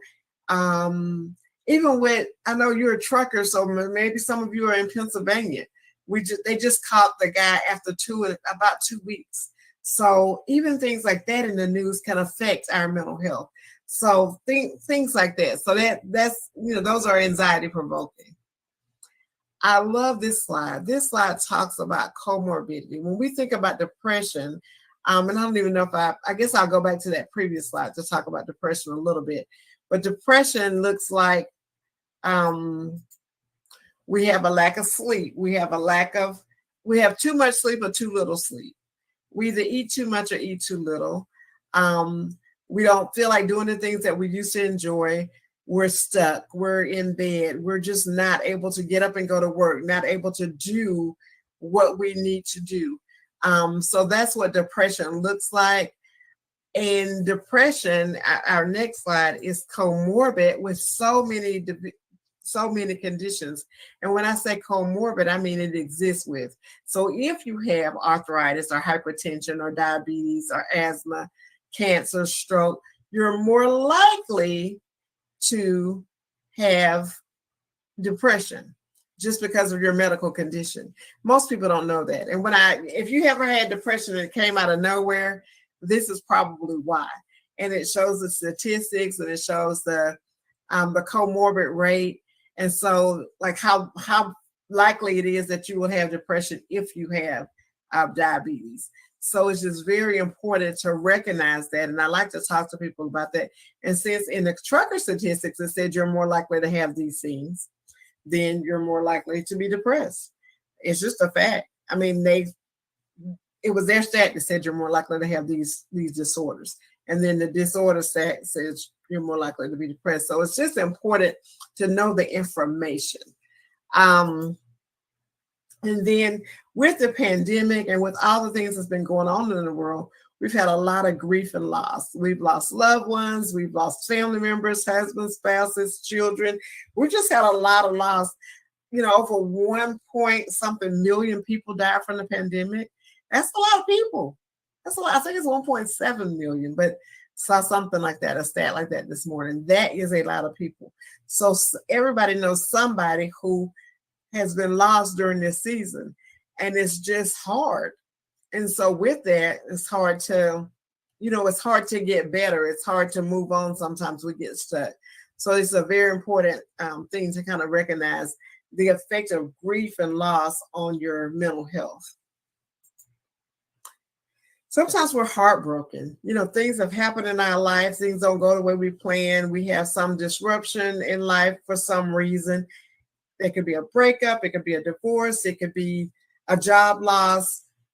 people are fragile and we have to handle with care a lot. So with so much we've had all these natural disasters in the world, from Morocco to Hawaii.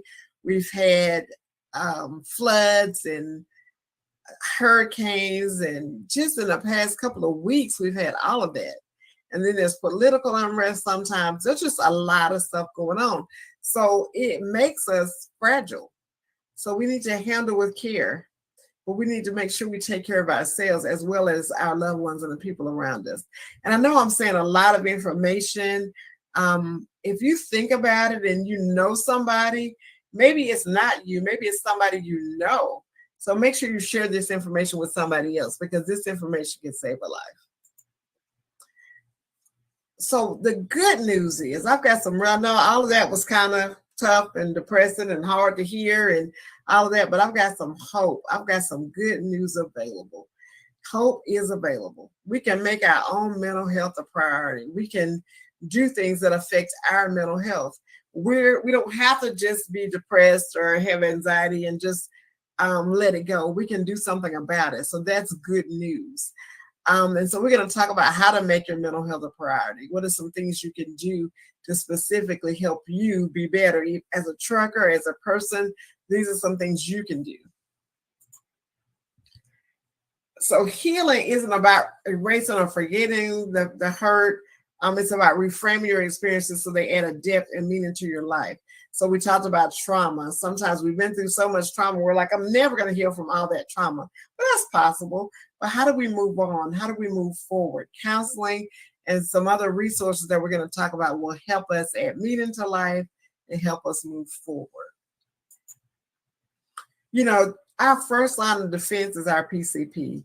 Go to your doctor. Let them know what's going on. Let them know you're a trucker, so you don't need a diagnosis, but let them know how you're feeling. How you're feeling is real. Acknowledge that. Reach out to your doctors, your nurse practitioners, your PCP. That's your first line of defense. You go to that person first. And the reason is, even as a counselor, I'm going to send you to your doctor because I want to rule out anything medical that can be underlining the depression or the anxiety or whatever mental health symptoms I see. So the PCP and myself work hand in hand. Any counselor, any good counselor is going to work with your PCP primarily. And what's really cool is if you were to be on medication for whatever reason, you should be going to counseling at the same time, because counseling and medication works best. That's the evidence-based approach. So not just medicine, not just counseling, but both work hand in hand together. And I know there was some stigma around medicine for depression, but if we get you feeling better, that's going to be the best thing. So let's look at what else is available. Counseling. I talked about counseling. I'm a counselor, so I'm going to be an advocate for counselors, but there are coaches, there are counselors, there's social workers. There's a lot of different practitioners that are available that you can reach out and you can talk to. Psychologists will fall in that category, psychiatrists. You need to reach out and get help. Psychiatrists and psychologists fall in the doctors as well. So they're both PhD or doctorate level, but they're here to help and support your mental health. So they're all mental health providers that are here to help. Grief share. We talked about grief and loss and then over 1 million people that we've lost during this season. I had a personal, let me give you a little personal testimony. I had personal losses back in 2020. I lost my mom, my aunt, and uncle, and several cousins to the pandemic. And so with that, it was devastating. I mean, it just broke my heart. I'm one of those people who believe everybody was going to survive, and they didn't. So, and I had one aunt that survived out of the 4 that were really, really close. And so that was just devastating. I mean, it was 3 sisters, 2 of them died, 1 survived. And so, and one of them happened to be my mom. And so with that, it just broke my heart. And so I had to go get my own help so that I can help you. And in the beginning, when I had my own mental health struggles back in the day, over 25 years ago, I had to get my own help. That's why I'm such an advocate for mental health and for help and being available.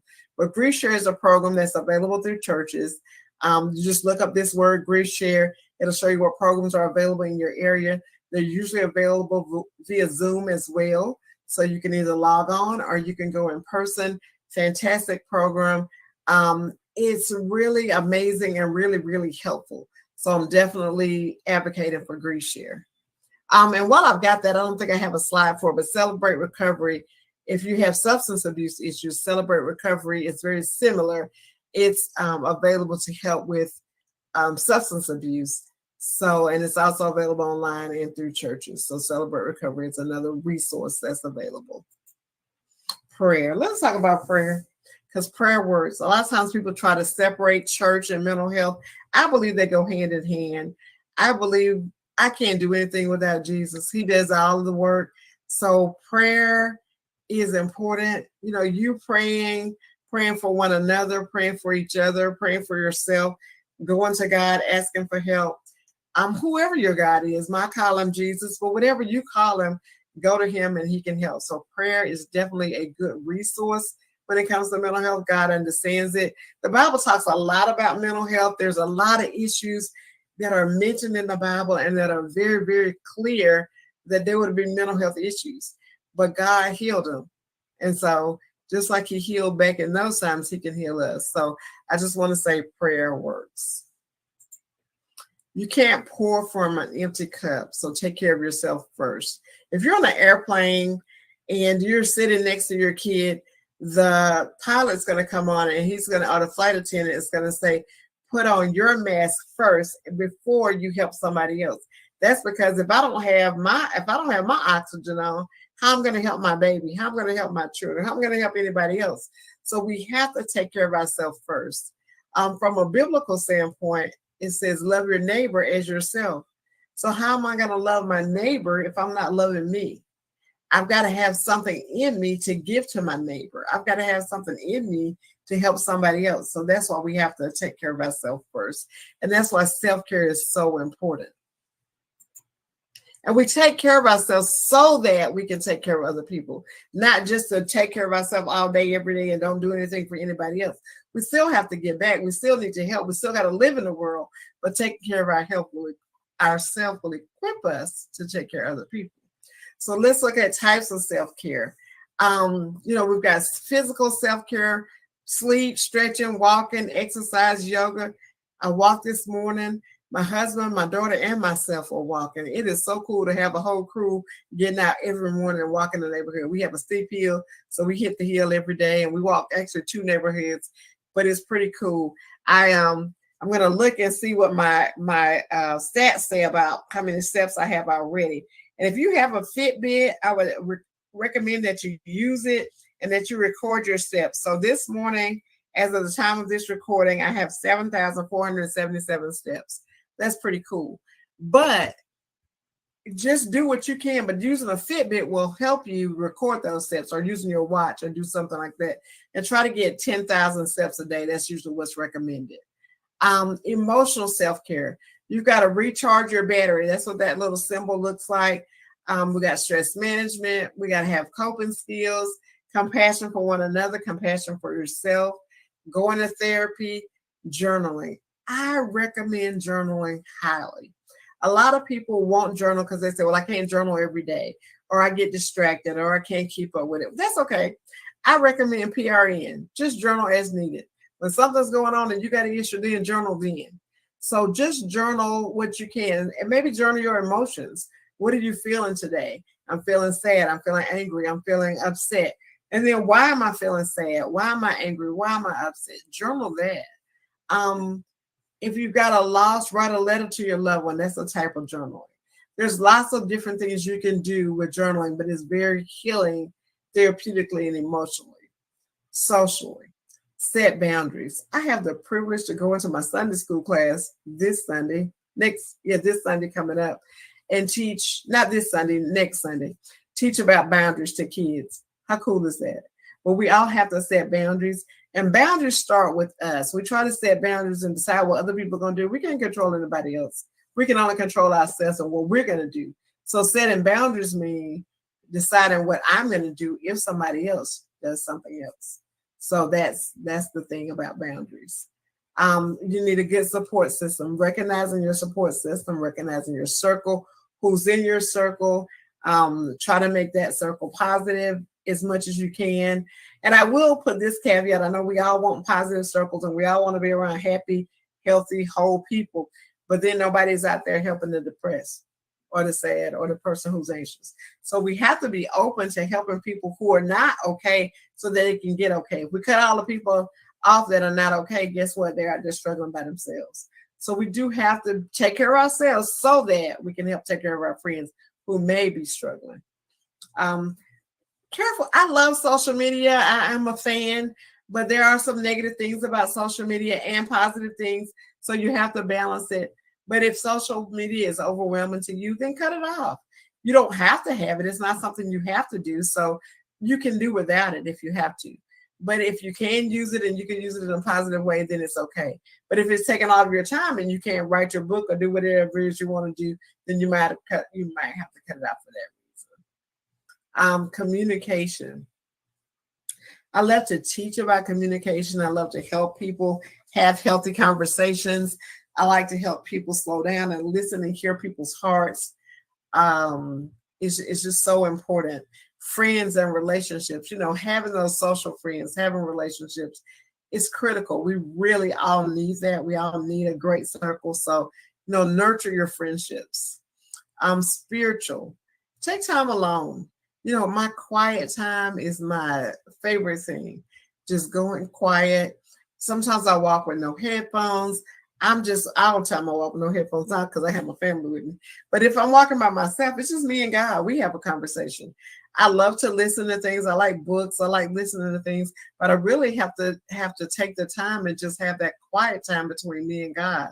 So it's very, very important to nurture that. Meditate. Meditate on scripture. Pray. Spend time in nature. I love getting out and going to a waterfall. Riding my bike. I like to ride my bike in the woods. I don't really like to be out in the city where everybody is. I got like some nooks that I kind of sneak away and ride in. But it's so meditative and it's so contemplative where I'm just alone with God. It's pretty awesome. And have a sacred space. Have a sacred space in your house. Have a sacred space in your office where you just go and be alone with God. It's important. Personal hobbies. I love this. I really didn't understand the link between, I knew it, but I didn't know it until I went through my own grief and loss and trauma experience and realized that having hobbies and creativities and goals and things that are your own personal things, having fun and creating things is very therapeutic. Painting. I like to paint, dance, doing things that you enjoy really help you heal. So traveling, there's just so many things you can kind of add into that. Space, having a healthy space, a safe space at home, a safe space at work, a healthy environment, stability. Nobody wants to go into a place where it's always chaotic. So try to make sure your home is not chaotic. Try to make sure your business is not chaotic because that makes for a healthy environment and make it a safe place is a healing place. So you want to make sure that your environment is safe as possible. Financial. Now this is funny. I love that it's on here, saving, budgeting, money, management, paying bills, boundaries. I like that it's here, but I refer somebody. I have a friend. I'm going to give a shout out to my friend that I refer about it to. Bernice, man, if you're having trouble with finances and you can't save, you can't budget, call Nisi. Nisi will get you right together. And so sometimes our mental health is off because our finances is off. Sometimes our mental health is off because our relationships is off. I do a lot of relationship work, a lot of family work. I get that relationship better, that family better. Guess what happens to the mental health? It gets better. So I love working through those kind of things. And then work. This is so important. If your work environment is stressful, then you have to find ways to set boundaries at work. Use time management. Take breaks. I know the trucking industry is very, very complex. And there are times when you have to drive, but you can't drive but so far, or you have to get a job done at a certain time. But on those breaks, those mandatory breaks, then that's when you can do your self-care. Build it into those times. You're going to have the break anyway. Build self-care into that. And I know you have to have sleep as a part of that, but sleep is a part of your healing. Sleep is a part of your self-care. is very, you see how on physical, it was the very first thing it says sleep. The number one thing we can do for our mental health is get enough sleep. And 8 hours is what's recommended. If you're getting 6 or less, then try to increase it, maybe 15 minutes a night till you get it up to 8. But 8 hours is recommended. And your Fitbit will help you measure your sleep to see how you're doing in the area of sleep. So very, very, very important. Okay, do what you love. I know some of you are in trucking because that's what you love. That's wonderful. But doing what you love will help you heal, will help make your life better. I love speaking, teaching, sharing, counseling, all of it. And I get to do what I love every day. How cool is that? That is just the coolest thing. So do what you love. Find something that you can do that you really love and enjoy doing. I have an acronym for you to think about. I'm coming toward the end. So this is the acronym I want you to think about. And it's called, and I learned this in Grief Share, so I'll give a shout out to Grief Share again. But they called it My Dear, and I added an S to it because I know dear is not plural, but I added an S just because I wanted to add the spiritual. But the M is for meditate or mindfulness. Spend some time, learn mindfulness, meditate, spend some time just quieting yourself and centering yourself and being quiet. Yoga. Learn yoga, do yoga, get out, stretch. Stretching is so good for you. It also teaches you to relax. Relaxation is a very important part of your mental health. Drink water. We don't think about it. One of the things when I first started working out, guys said, "You're not drinking enough water." He reminded me to drink water. So I have a big old water cup that I use. I don't have it ready, but I'll go get it ready today because I'm reminded. But drink enough water. Talk to your doctor about how much is enough. I try to get about a gallon in a day, but get enough water every day.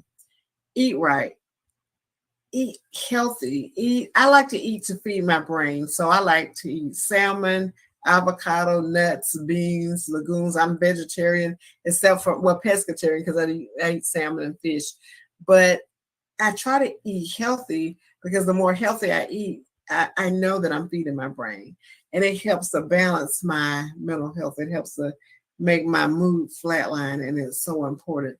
So look into eating and pay attention to what you're eating because it's where you get your energy and your food. So make sure you're putting healthy things inside your body.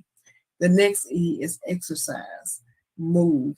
Our physical reminding us to walk, ride a bike, exercise, do something fun, do things you like to do. I like hiking the waterfalls. If I want to be out there hiking, I might as well find something great at the end, right? So I always hike to waterfalls. My husband took me to like a 700-foot waterfall. It was the coolest thing ever. And it's close to here. It's called Amnicola Falls. It's close to where we are in Georgia. It's in Georgia, close to where we are in Tennessee. Beautiful, beautiful. But just find, do something you love, enjoy.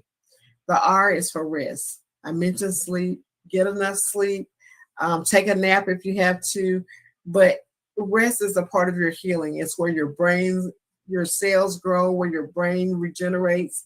All of the healing in your body occurs while you're sleeping. So if you're not getting enough sleep, you're not healing. You're not growing. You're not doing better. So you have to get enough sleep. And then spiritual. You have to nurture your spiritual being.